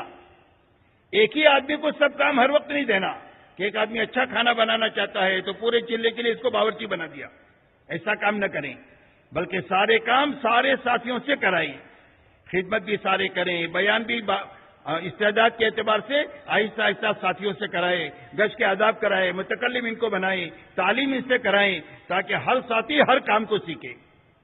کم سے کم 4 مہینے میں ہر آدمی اتنا سیکھ کر آنا چاہیے کہ اگر اس کو امام بنا دے تو اچھی طرح سنت کے مطابق نماز پڑھا دے، اور اگر اس کے ہاتھ میں جماعت دے دے 3 دن کی چلے کی تو اس کا صحیح وقت گزروا کر کے لے کر آئے، اتنا دعوت کو سیکھ کر آئے، اتنا عبادت کو سیکھ کر آئے اللہ کے راستے میں۔ اس کے لیے سارے ساتھیوں کو سارے کاموں میں باری باری استعداد کے اعتبار سے لگانا، اور کوئی بھی ساتھی جس کے ذمہ جو کام آئے منع نہ کرے کہ میں تو یہ نہیں کر سکتا، جتنا کر سکتا ہے اتنا کرے، بعد میں امیر صاحب اس کو اٹھا لیں گے۔ پورا دن آپ کے پاس میں ہے، آپ اپنے ساتھیوں سے سیکھیں، اللہ سے رو دھو کر کے مانگو کہ اللہ میں نے سب کچھ سیکھا، دین کو اور دین کی محنت کو نہیں سیکھا، اے اللہ مجھے میرے حصے میں آیا ہے، اے اللہ مجھے سکھا دے۔ سیکھے بھی اور اللہ سے مانگے بھی۔ بیان آپ کے ذمہ آیا، گشت کے آداب آپ کے ذمہ آئے، تعلیم آپ کے ذمہ آئی، آپ کے بس میں نہیں ہے تو اللہ سے رو دھو کر کے اس کو مانگیں گے تو اللہ تعالیٰ سکھا دیں گے۔ واتقوا اللہ ویعلمکم اللہ، فرمایا تقوی اختیار کرو، اللہ تم کو سکھا دیں گے۔ تو اللہ تعالیٰ براہ راست ہم کو سکھائیں گے، جب اللہ کی طرف رجوع کریں گے، دعا مانگیں گے، روئیں گے، دھوئیں گے تو اللہ تعالیٰ ہم کو دین کی سمجھ بھی عطا فرمائیں گے اور کام کرنے کی سمجھ بھی اللہ تعالیٰ عطا فرمائیں گے۔ اب مشورہ ہو گیا تو مشورے میں پہلا کام یہ کرنا ہے کہ اپنے سارے اوقات کو اعمال کے ساتھ مقید کرنا ہے، ساتھیوں پر کاموں کو تقسیم کر دینا ہے تاکہ سارے ساتھی سارے کام کرنے والے بنیں۔ مشورے میں دوسری بات یہ سوچنی ہے کہ یہاں سے نقد جماعت نکالنے کے لیے ہم کیا کر سکتے ہیں، اس کو اپنی فکر میں لانا، محنت میں لانا، دعا میں لانا۔ تیسرا، یہاں پر مسجد وار جماعت نہیں ہے تو اس کو بنانے کے لیے آج سے ہم کو فکر کرنا ہے اور مقامی لوگوں سے میل جول بڑھا کر، ان کو مانوس کر کے، قریب کر کے اپنے اعمال میں ان کو شریک کرنا ہے، اپنے مشورے میں، اپنی تعلیم میں، اپنی ملاقاتوں میں، اپنی جماعت کے نکالنے کی محنت میں، اپنے گشتوں میں، اور یہی 5 کام ہے تاکہ ہمارے جانے کے بعد میں یہ کام پر پڑ جائے اور مسجد کام سے خالی نہ رہے۔ اس کے لیے 3 بنیادوں کو سامنے رکھ کر مشورہ ہوگا: اعمال کا مشورہ، اوقات کے ساتھ میں جماعت نکالنے کی محنت کا مشورہ، مسجد وار جماعت نہیں ہے تو بنانے کا، اور بنی ہوئی جماعت ہے تو اس کو کام پر لگانے کا مشورہ ہوگا۔ مشورہ ہو گیا تو مشورے کے بعد میں فوراً آپ 3 کام کریں۔ ایک تو مشورے کے بعد فوراً تعلیم شروع کریں، بھلے آپ کتنا بھی تھکے ہوئے ہوں، اگر 2 گھنٹہ 2.5 گھنٹہ نہیں کر سکتے تھوڑا وقت کریں، لیکن اپنی تعلیم کا عمل شروع کریں۔ وہاں سونے سے اپنا کام شروع نہیں کرنا چاہیے، یا کپڑے دھونے اور نہانے سے اپنا کام شروع نہیں کرنا چاہیے، بلکہ عمل سے اپنا کام اس بستی میں شروع کرنا چاہیے۔ اس لیے آپ ایک تو تعلیم شروع کریں۔ تعلیم کے اندر میں آپ کو ایک تو فضائل اعمال اور فضائل صدقات سے تعلیم کرنی ہے، یہ ہماری تعلیم کی کتابیں ہیں۔ قرآن پاک کا سیکھنے سکھانے کا حلقہ کرنا ہے، اور 6 نمبر کا مذاکرہ کرنا ہے، باری باری ساتھیوں سے کہلانا ہے تاکہ ہر ساتھی کی زندگی میں دعوت دینا بھی آ جائے، زندگی میں حقیقت کے ساتھ 6 نمبر لانے کی فکر بھی پیدا ہو جائے، دعا کی طاقت بھی پیدا ہو جائے۔ اس کے لیے 6 نمبر کا مذاکرہ کرنا ہے۔ ان 3 اعمال کے ساتھ چوتھا عمل جو کرنا ہے وہ تعلیمی گشت کرتے رہنا ہے۔ یہ دعوت کی ایک شکل ہے کہ جتنی دیر تعلیم ہوگی اتنی دیر دعوت تعلیمی گشت کرنا ہے آپ کو۔ 2 ساتھیوں کو اس طرح بھیجا دائیں طرف، جو لوگ ادھر ادھر بیٹھے ہوتے ہیں ان کو محبت سے تعلیم میں لا کر جوڑ دیا، تھوڑی دیر کے بعد اس طرح بھیجا، تھوڑی دیر کے بعد اس طرح بھیجا، تھوڑی دیر کے بعد اس طرح بھیجا۔ اس طرح ہماری مسجد میں بھی عمل چلتا رہے گا اور باہر کی محنت بھی تعلیمی گشت کے ذریعے سے ہوتی رہے گی تاکہ ہماری باہر کی محنت بھی مسجد کے عمل کے ساتھ شروع ہو جائے۔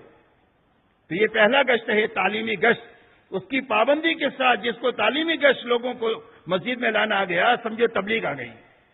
اس کے لیے خوب پیار سے محبت سے سمجھا کر ایمان کی آخرت کی دین میں کامیابی بے دینی میں ناکامی کی بات سمجھا کر جتنا وقت وہ دے اتنے وقت کے لیے ان کو مسجد میں لانا. تعلیم میں سن رہے ہیں تو تعلیم میں بٹھانا, تعلیم میں نہیں سمجھ رہے ہیں تو کوئی ساتھی کو لگا کر ان کی ذہن سازی کی بات ان سے کرانا. تو اس طریقے سے تعلیم کا حلقہ کرنا یہ ایک پہلا عمل ہوا مشورے کے بعد. دوسرا عمل میرے دوستوں, اپنا کھانا پکانا شروع کر دینا چاہیے. یہ انتظار نہیں کرنا چاہیے کہ مقامی لوگوں کی دعوت آئے گی تو ٹھیک ہے نہیں تو پکا لیں گے. یہ اچھی بات نہیں ہے, بہت بری بات ہے. یہ سب دل میں اسراف کی بات ہے, اسراف کی, اس سے اپنے آپ کو بچانا ہے. بستی والوں کو معلوم ہونے سے پہلے اپنا کھانا پکانا شروع کر دینا چاہیے, بلکہ ایک دن کا توشہ تو اپنے ساتھ رکھنا چاہیے تاکہ مقامی لوگوں کو معلوم بھی نہ ہو, اور اپنا جو ہے وہ ہنڈی جلا دو اور اس کے اوپر آٹے میں پانی ڈال دو اور اپنا چاول چولہے پر چڑھا دو تاکہ مقامی لوگوں کا کوئی خیال ہی ہمارے دل میں نہ آئے. کھانا سادہ بنانا ہے, اتنا اچھا نہیں بنانا کہ گھر سے اچھا بنا کہ واپس آنے کے بعد گھر والوں سے جھگڑے شروع ہو جاوے کہ جماعت میں ہم تو اچھے تھے. اور اتنا سادہ بھی نہیں بنانا کہ معدہ خراب ہو جاوے.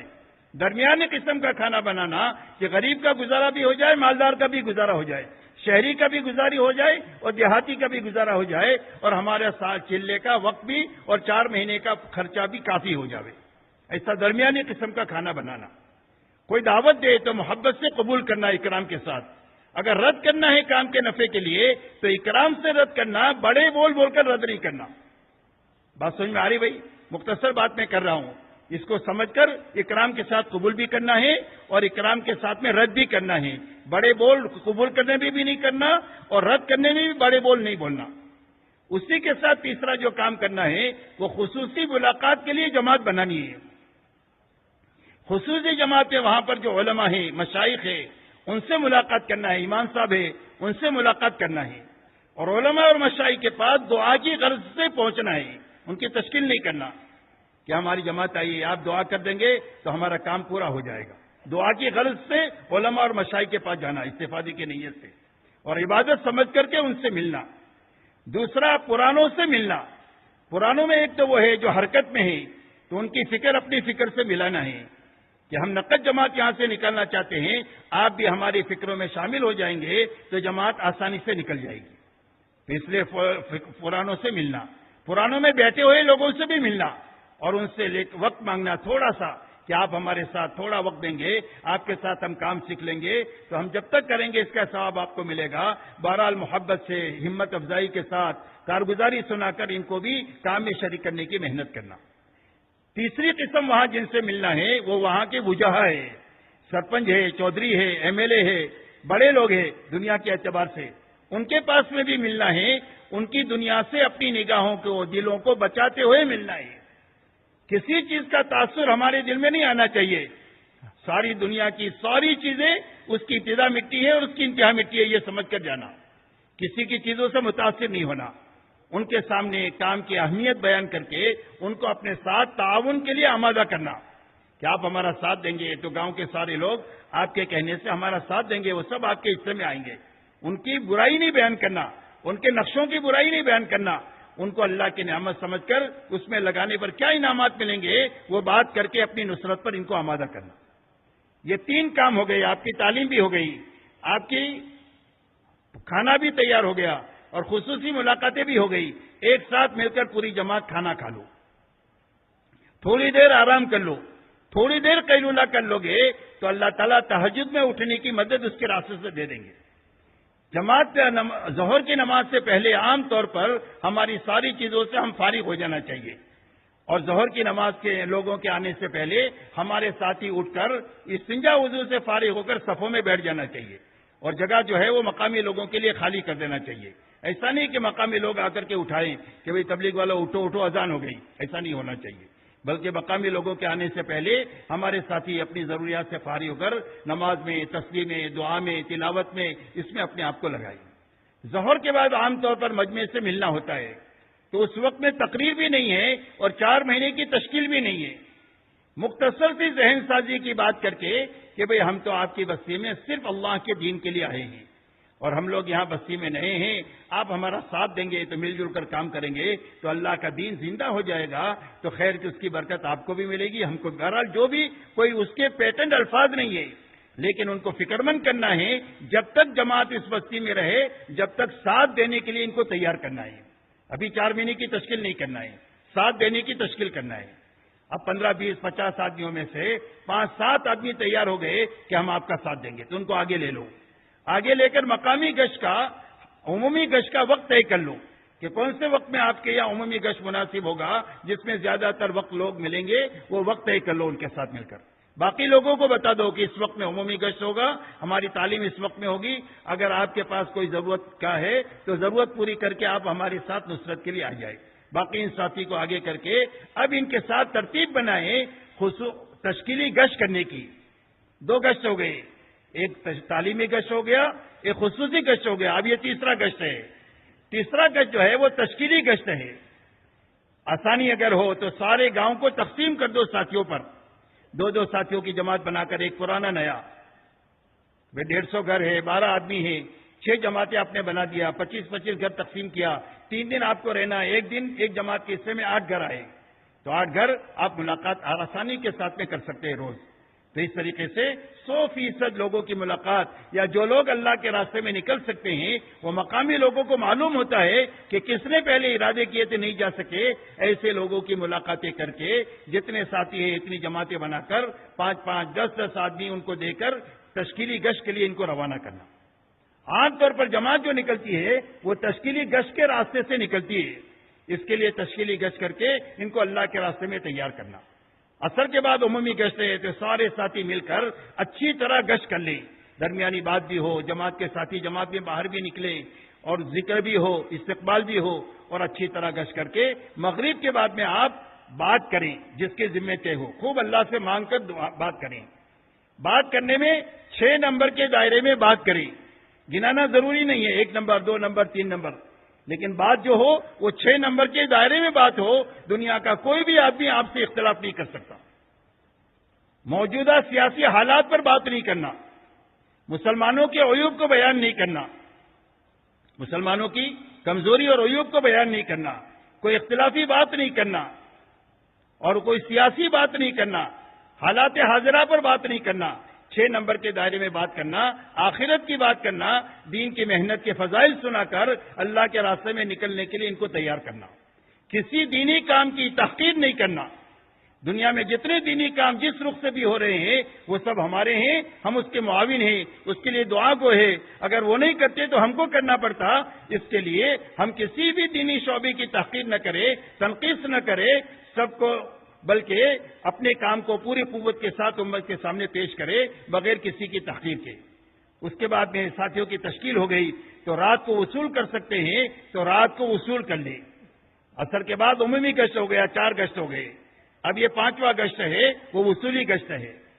وصولی گشت کٹن ہوتا ہے کہ جن لوگوں نے نام لکھا ہے ان کو گھروں سے بستر کے ساتھ اور تیاری کے ساتھ مسجد میں لانا، رات کو ہو سکتا ہے تو رات کو کر لیں، رات کو نہیں ہو سکتا ہے تو آپ فجر کے بعد فوراً ان کی وصولی کی فکر کریں، اس لیے کہ اگر کھیت میں چلے گئے یا کام میں چلے گئے تو مچھلی پھر پانی میں چلی گئی، اب ان کو وصول کرنا آپ کے لیے مشکل ہو جائے گا، اس کے لیے رات کو وصول کر سکتے ہیں مناسب وقت تک تو رات کو وصول کر لیں، رات کو نہیں کر سکے تو فجر کے بعد ان کو وصول کرنا۔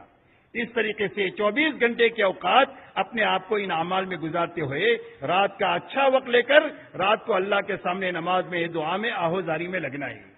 دن بھر کی آپ کی محنت سے جسم تیار ہوگا، رات کی محنت سے اس میں روح پڑے گی۔ دن بھر کی محنت ایسی ہے جیسے کسان زمین پر محنت کرتا ہے، ہل چلاتا ہے، بیج ڈالتا ہے، کھاد ڈالتا ہے، اور رات کی محنت ایسی ہے جیسا کہ پانی چھوڑتا ہے، محنت پوری لگائی پانی نہیں دیا تو کھیتی نہیں اگے گی۔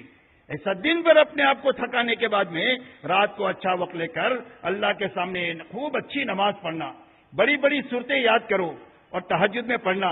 حضور صلی اللہ علیہ وسلم 4-5 پارہ رات کو تلاوت میں اور تہجد میں پڑھا کرتے تھے۔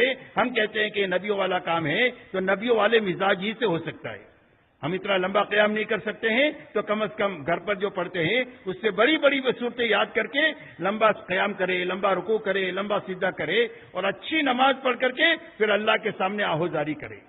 جب دن بھر محنت کی ہوگی تو اللہ کو کچھ کہنے کو جی چاہے گا۔ دن بھر محنت ہی نہیں کیا، ایک آدمی نے شادی نہیں کیا تو کہے گا اے اللہ مجھے لڑکا دے دے، ایک آدمی نے زمین پر محنت نہیں کیا تو کہے گا اللہ میری کھیتی کو اگا دے، زبان کھلے گی نہیں دعا کے لیے۔ دن بھر محنت کی ہوگی تو اللہ سے کہنے کو جی چاہے گا، اور جو اللہ کو کہیں گے رات کی دعائیں اکثر رد نہیں ہوتی بلکہ ساری دعائیں اللہ تعالیٰ قبول فرماتے۔ اس کے لیے خوب دعا کرنا، آہوزاری کرنا، تاکہ ہر جگہ سے جماعتیں نکلے۔ ہر جگہ مسجد وار جماعت نہیں ہے تو 3 دن ان کو اپنے ساتھ رکھ کر اعمال میں شریک کر کے آخری دن مسجد وار جماعت ان کی بنا دینا، اور ان کے اعمال کے وقت طے کر لینا کہ آپ مشورہ کب کریں گے، تعلیم کب کریں گے، ملاقاتیں کب کریں گے، گشت کون سے دن کریں گے، کون سے ہفتے میں 3 دن جائیں گے۔ آپ نے مسجد وار جماعت کی بنیاد ڈال دیا، اللہ اس کو اگائیں گے۔ مسجد وار جماعت بنی ہوئی ہے تو جو کمزوری ہے محبت سے اس کو دور کریں کہ 2.5 گھنٹے کی محنت نہیں ہو رہی ہے تو 2.5 گھنٹے کی محنت پر ان کو عملی طور پر اپنے ساتھ شریک کر کے ان کو کام پر کھڑا کریں۔ کیوں بھائی کریں گے انشاءاللہ اس طرح، تو اس طرح یہ دن کے کام ہیں اور یہ راتوں کے کام ہیں، تو ان کام کرتے ہوئے اپنے اوقات کو گزارنا ہے اور شکر اور استغفار کے ساتھ چلنا ہے۔ کام روز پورے ہو گئے تو شکر کرنا ہے، کوئی کمی ہو گئی تو اس کی تلافی کرنی ہے، تلافی نہیں ہو سکتی ہے تو اللہ کے سامنے سچی پکی توبہ استغفار کر کے روز اپنا اگلا کام شروع کرنا ہے۔ جب شکر اور استغفار کے ساتھ چلیں گے تو اللہ تعالیٰ استقامت عطا فرما دیں گے کہ بھائی جماعت میں جانے والے سارے کام یہ کریں گے انشاءاللہ۔ اب ان کاموں کو کرتے ہوئے میرے دوستو، ہمارا جو مجمع واپس جا رہا ہے، پہلی بات تو یہ کہ یہاں سے یہ نیت بنائیں کہ وہاں جا کر کے جتنا جلدی ہو سکے گا، مہینے میں، 2 مہینے میں، 4 مہینے کے اندر اندر میں تیاری کر کے انشاءاللہ 4 مہینہ اللہ کے راستے میں اچھا وقت لگانے کے لیے نکلیں گے۔ کہ بھائی نکلیں گے انشاءاللہ؟ کون کون نکلیں گے انشاءاللہ 4 مہینے کے لیے؟ ماشاءاللہ، اللہ قبول فرمائے، آسان فرمائے۔ جب تک میرے دوستو ہمارا 4 مہینے میں نکلنا نہیں ہوتا ہے، جب تک روزانہ ہم اللہ کی طرف چلنا شروع کریں، سب سے پہلی بات تو یہ ہے کہ پورا مجمع یہ نیت بنائیں کہ 5 وقت کی نمازوں کو تکبیر اولیٰ کے ساتھ میں انشاءاللہ مسجد میں پڑھیں گے۔ کیوں بھائی پڑھیں گے انشاءاللہ؟ کوئی نماز ہماری قضا نہیں ہونی چاہیے، پوری نماز جماعت کے ساتھ پڑھیں گے، اور جو نمازیں ہماری قضا ہوئی ہے وہ روزانہ ایک دن کی نمازیں پڑھنا انشاءاللہ شروع کریں گے۔ دوسرا میرے دوستو، اللہ کے قریب ہونے کے معنی یہ ہے کہ ہماری مسجدوں میں ایک تو کسی ایک نماز کے بعد مشورے کا عمل کرنا ہے کہ کل کیا محنت ہوئی، آج کیا کرنا ہے، یہ مشورہ ہے۔ اس کے لیے کل بھی یہ بات بتائی گئی کہ ساتھیوں کو بھی تقسیم کریں اور اپنی مسجد کے اطراف کے گھروں کو بھی تقسیم کریں، تو اس میں آپ کے لیے کام کرنا آسان ہو جائے گا۔ تو اس کے لیے آج کل کی کارگزاری لینا ہے، آج کے کام کو ساتھیوں پر تقسیم کرنا ہے اور گھر گھر کی ملاقات کا نظام بنانا ہے۔ دوسرا کام یہ کرنا ہے کہ اپنی مسجد کی تعلیم میں عمل کی نیت سے اپنے آپ کو محتاج سمجھ کر روزانہ پابندی کے ساتھ میں بیٹھنا ہے۔ یہ تعلیم کا عمل ایسا ہے جیسا گولی، آدمی گولی پیٹ میں جاتی ہے، کھاتا ہے، گھٹنے میں درد ہے تو یہ اثر کرے گی، سر میں درد ہے تو یہ اثر کرے گی، ایسا یہ تعلیم کا عمل ہے۔ ہماری زندگی میں جتنا بگاڑ جہاں ہے، یہ بگاڑ اللہ تعلیم کی برکت سے دور فرما دیں گے۔ اس لیے پابندی کے ساتھ روزانہ مسجد کی تعلیم میں اپنے آپ کو بٹھانا کہ بھائی بٹھائیں گے انشاءاللہ۔ اسی کے ساتھ میں اپنے گھروں میں چھوٹے بڑے سب کو لے کر روزانہ 5 منٹ 10 منٹ جتنی بشاشت ہو فضائل اعمال اور فضائل صدقات سے تعلیم کرنا، ان کے ساتھ بیٹھ کر کے، اور اس کے اندر میں کبھی کبھی 6 نمبر کے مذاکرے بھی کرنا، تاکہ اس تعلیم کی برکت سے ہمارے گھروں کی بے دینی آہستہ آہستہ ختم ہو اور ہمارے گھروں میں نماز کی فضا بنے، تسبیح تلاوت کی فضا بنے، قرآن پاک کے پڑھنے کی فضا بنے، سنت کا ماحول بنے، سادگی آئے، حیا آئے۔ ہماری زندگی کے بگاڑ اللہ تعالیٰ جو ختم کریں گے محبت کے ساتھ تعلیم شروع کرنے کی برکت سے کریں گے۔ اس لیے یہ روز کرنے کا دوسرا کام ہے۔ تیسرا کام ہے روزانہ کم سے کم 2.5 گھنٹہ فارغ کر کے ایک ایک گھر ایک ایک فرد سے ملنے کا نظام بنانا کہ بھائی کون کون 2.5 گھنٹہ روزانہ لگائیں گے انشاءاللہ۔ اللہ تعالیٰ قبول فرمائے۔ 2.5 گھنٹے کی ملاقاتوں میں آپ کو ایک تو ایمان کی بات کرنی ہے، دین کا نفع سمجھانا ہے، بے دینی کا نقصان سمجھانا ہے، آخرت سمجھانا ہے۔ یہ سمجھا کر آپ کو 4 مہینے کے لیے ان کو تیار کرنا ہے۔ 4 مہینے کے لیے تیار آپ اس وقت میں کر سکیں گے جب ہر مسجد میں آپ کی 4 مہینے کی جماعت بنانے کا عنوان ہوگا۔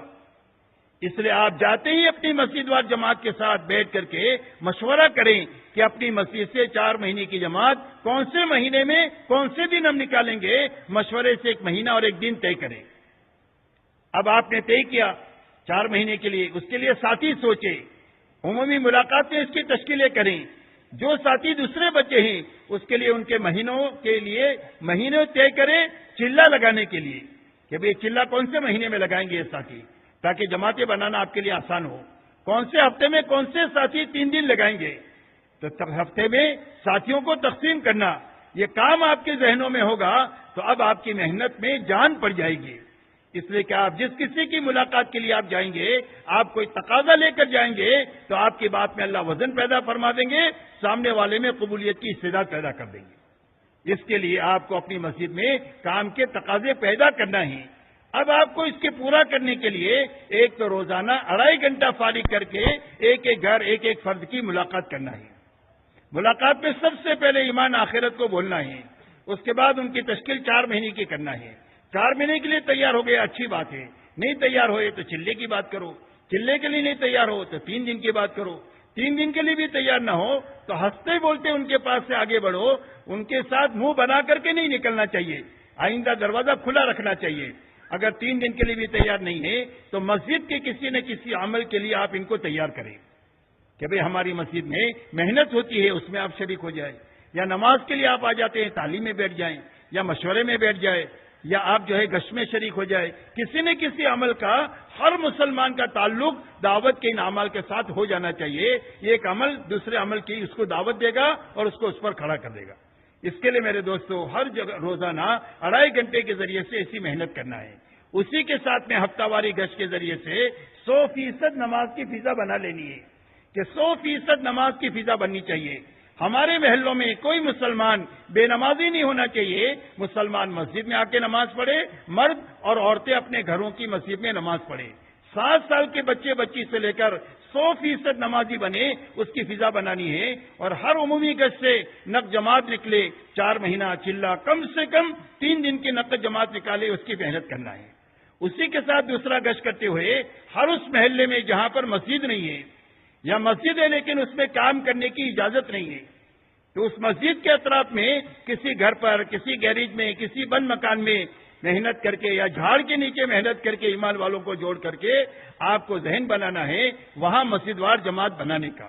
اور اس کے لیے آسان راستہ یہ ہے کہ وہاں کے لوگوں کو آپ 3 دن کے لیے اپنے ساتھ نقد لے کر کے جاؤ اور 3 دن ان کا اچھا وقت لگا دو گے، 25 آدمیوں کا وقت لگ جائے گا تو یہی آدمی مسجد وار جماعت کا کام کرنے والے بن جائیں گے. اس طرح دوسرے گشت کے ذریعے سے ہر محلے میں جہاں مسلمان ہیں وہاں پر مسجد وار جماعت بننی چاہیے، اس کی فکر لے کر ہم کو جانا ہے. اسی کے ساتھ ہماری مہینے میں 27 دن اپنے گھر کاروبار کو حلال طریقے سے ان اعمال کے ساتھ کرنا ہے، مشورے کے ساتھ، تعلیم کے ساتھ، روزانہ کی ملاقاتوں کے ساتھ، گشتوں کے ساتھ ان اعمال کو کرتے ہوئے اپنا مہینے میں 3 دن اپنی جماعت بنا کر یا 2-3 ساتھیوں کو اپنے ساتھ لے کر کے جماعت میں ساتھ دے کر ان کو اللہ کے راستے میں نکلنا ہے. جتنے لوگوں کو آپ اپنے ساتھ لے کر جاؤ گے اور آپ کے کہنے سننے پر دین پر لگیں گے وہ سارے آپ کی کمائی بن جائیں گے. تو اس طریقے سے 3 دن کی جماعت بنا کر کے اللہ کے راستے میں جانا اور 3 دن میں 2 چیزیں کرنا. ایک تو وقت پورا لگانا، 72 گھنٹے پورے لگانا. دوسرا اعمال پورے کرنا. اعمال پورے کرنے میں جیسے میں نے کہا کرنے کے سارے کام کرتے ہوئے بچنے کی ساری چیزوں سے بچتے ہوئے اپنا 3 دن لگانا، وقت کا بھی 3 دن اور ہر عمل کا بھی 3 دن. دوسرا جہاں پر آپ جائیں وہاں ایک ایک گھر پر محنت کر کے کم سے کم 3 دن کی نقد جماعت نکال کر کے وہاں سے آنا. یہ دوسرا کام ہے ہماری نقل و حرکت میں. تیسرا کام یہ ہے کہ وہاں مسجد وار جماعت نہیں ہے تو مسجد وار جماعت وہاں کر بنا کر کے آنا. بنی ہوئی جماعت ہے تو اس میں اگر کوئی کمزوری ہے تو محبت سے کمزوری دور کر کے ان کو کام پر لگا کر کے آنا. وقت لگائے لوگ بہت ہیں، حرکت میں تھوڑے ہیں، تو بیٹھے ہوئے لوگوں کو دوبارہ کام پر لگانے کی فکر، محنت، دعا کر کے اپنی طاقت بھر کوشش کر کے وہاں سے واپس آنا ہے. یہ 3 بنیادوں کو دن بھر کرتے ہوئے اپنے آپ کو تھکانا ہے اور اپنے آپ کو تھکاتے ہوئے رات کو اچھا وقت لے کر کے اللہ کے سامنے نماز میں، دعا میں اور آہوزاری میں لگنا ہے. ہماری نکلنے کی یہ بنیادیں ہیں، ان بنیادوں کے ساتھ اپنا وقت لگانا ہے تاکہ اللہ ہم کو بھی بنا دے اور جن علاقوں میں جا کر ہم کام کریں ان علاقوں میں بھی کام کھڑا ہو جائے. اس کے لیے ہر جانے والی جماعت کو یہ باتیں اچھی طرح سمجھانا ہے، واپس آنے کے بعد اچھی طرح ان کی کارگزاری لینا ہے. جو باتیں سمجھائی گئی ہے اس کی روشنی میں کارگزاری لینا ہے. اور کارگزاری لینے کے بعد ان کو واپسی کی بات سمجھانا ہے کہ اب اپنے گھر والوں کے ساتھ، اپنے بیوی بچوں کے ساتھ، اپنے ماں باپ کے ساتھ، اپنے بھائی بہنوں کے ساتھ آپ کیسے رہو گے، آپ اپنے محلے کے ایمان والوں کے ساتھ کیسے رہو گے. یہ ساری باتیں ان کو سمجھا کر کے، یہ 5 اعمال میں لگنے کی ترغیب دے کر کے، پھر ان کے بعد ان کو واپسی کی بات سمجھا کر ان کو اپنے گھروں میں بھیجنا ہے. اس طرح ہر جماعت کی کارگزاری بھی لینا ہے، ہر جماعت کو روانگی بھی سمجھانا ہے، واپسی کی بات بھی سمجھانا ہے، تاکہ جتنا کام ہمارا ہو رہا ہے وہ سارا کام بنیادوں کے ساتھ ہو، پرانے سارے اس میں لگتے چلے جائے اور نیا مجمع اس میں آتا چلا جائے، تاکہ ہر مسجد میں، ہر محلے میں، ہر گاؤں، ہر شہر میں اور ہر ملک میں ایسا ماحول قائم ہو جائے دینداری کا کہ سب کے لیے دین سمجھنا بھی آسان ہو جائے اور دین پر چلنا بھی آسان ہو جائے اور دوسرے لوگوں کے لیے دین سمجھنا بھی اللہ آسان فرما دے. کہ بھائی سارے کریں گے انشاءاللہ ایسا، اللہ ہمارے لیے آسان فرما دے.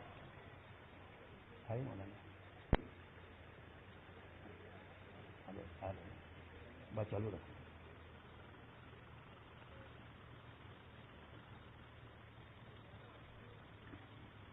اس لیے میرے محترم دوستو، ان بنیادوں کے ساتھ وقت لگانا ہے.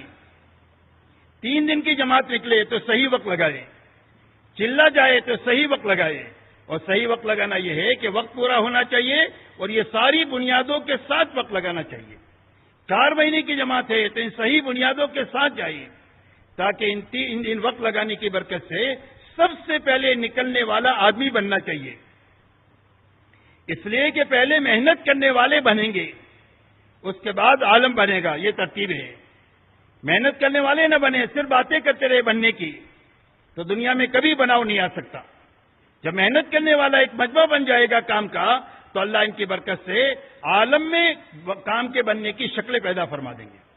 صحابہ کی جماعت بن گئی تو عالم میں اسلام کے زندہ ہونے کا اللہ نے نظام قائم فرما دیا. اس لیے پہلے مجمع بننا چاہیے اور پھر اس کے بعد میں عالم کے اندر میں دین کے چلنے کی شکلیں اللہ پیدا فرمائیں گے. اب بننے کے کیا معنی ہے؟ بننے کے معنی میرے دوستو یہ ہے کہ سب سے پہلے اس محنت سے ہمارے دلوں کا رخ صحیح ہونا چاہیے. ہمارے دلوں کا رخ اللہ کی طرف ہونا چاہیے. اللہ سے محبت ہو جائے، اللہ کا ڈر دل میں پیدا ہو جائے، اللہ سے زندگیوں کے بننے کا یقین پیدا ہو جائے کہ اللہ کے سامنے ساری مخلوق ہیج نظر آئے کہ سب کو چھوڑ سکتے ہیں، اللہ کو نہیں چھوڑ سکتے. سب کو ناراض کر سکتے ہیں، اللہ کو ناراض نہیں کر سکتے. اللہ سے اتنا تعلق پیدا ہو جائے اس محنت کے ذریعے سے اللہ کے ساتھ میں. دوسرا، ہمارے دلوں کا رخ اللہ کے حکموں کی طرف ہو جائے کہ مال کے اور اقتدار کے بڑے بڑے نقشوں کو توڑ سکتے ہیں لیکن اللہ کے حکم کو نہیں توڑ سکتے. اللہ بڑے اور اللہ کا حکم بڑا. اس لیے کہ زندگی جو بنے گی وہ حکموں کے راستے سے بنے گی. تو ہمارے دلوں کا رخ اللہ کے حکموں کی طرف ہو جائے اور ہمارے دلوں کا رخ آخرت کی طرف ہو جائے کہ ہم دنیا کے سارے راحتوں کو قربان کر سکتے ہیں، آخرت کا نقصان نہیں برداشت کر سکتے ہیں. ہر عمل میں یہ سوچے کہ میری آخرت بننی چاہیے، میری آخرت اجڑنی نہیں چاہیے. تو یہ محنت اپنے دل کا رخ صحیح کرنے کے لیے ہے، اللہ کی طرف، اللہ کے حکموں کی طرف اور آخرت کی طرف. دوسرا، یہ محنت اپنی فکر کو بدلنے کے لیے ہے. مولانا آ جائے تو مجھے اشارہ کرنا. دوسرا، ہماری فکروں کو بدلنے کے لیے محنت ہے. فکر کے بدلنے کے معنی یہ نہیں ہے کہ ہم گھر کاروبار چھوڑ کر ملنگ بن جاویں. اس لیے کہ ہمارے دین میں ملنگ پنا نہیں ہے. ملنگ پنا یہ غلط لوگوں کا شیوا ہے اور نفسانیت، مادہ پرستی، یہ بھی غلط لوگوں کا شیوا ہے. اسلام میں نفسانیت کی بھی گنجائش نہیں ہے اور اسلام میں رہبانیت کی بھی گنجائش نہیں ہے. اسلام ان دونوں کے بیچ کا صراط مستقیم ہے کہ ہر مسلمان کی گھریلو زندگی ہو، ہر مسلمان کی کاروباری زندگی ہو، لیکن دینداری کے ساتھ ہو اور دین کی محنت کے ساتھ ہو. اتنا مطالبہ ہے ہر مسلمان سے کہ گھریلو زندگی بھی ہوگی ہماری اور ہماری کاروباری زندگی بھی ہوگی، لیکن دین کے ساتھ ہوگی اور دین کی محنت کے ساتھ ہوگی. کا زندگی کی کیا ترتیب ہوگی؟ کا زندگی کی یہ ترتیب ہوگی کہ جب کبھی بھی اللہ کا حکم آئے گا تو حکم کے مقابلے میں اپنی خواہش کو توڑیں گے. جی نہیں چاہ رہا ہے اور حکم آ گیا تو جی چاہی پر نہیں چلیں گے، حکم پورا کریں گے. دعوت کا تقاضا آ گیا تو جی چاہی نہیں چاہ رہی ہے تو جی چاہی کو چھوڑیں گے، دعوت کے تقاضے کو پورا کریں گے. دعوت کا تقاضا آ گیا تو ہم اپنے گھریلو تقاضوں کو آگے پیچھے کریں گے اور دعوت کے تقاضوں کو مقدم کریں گے، اسی کا نام قربانی ہے۔ اس قربانی پر اللہ ہدایت دیں گے، اللہ حلال روزی دیں گے، اور اللہ عافیت کے حالات پیدا کریں گے، جس سے جینا بھی آسان ہو جائے گا اور مرنا بھی آسان ہو جائے گا۔ کیوں بھائی کریں گے انشاءاللہ، اللہ آسان فرما دے۔ اب مولانا آئے تو ان کی بات سنیں غور سے، دھیان سے۔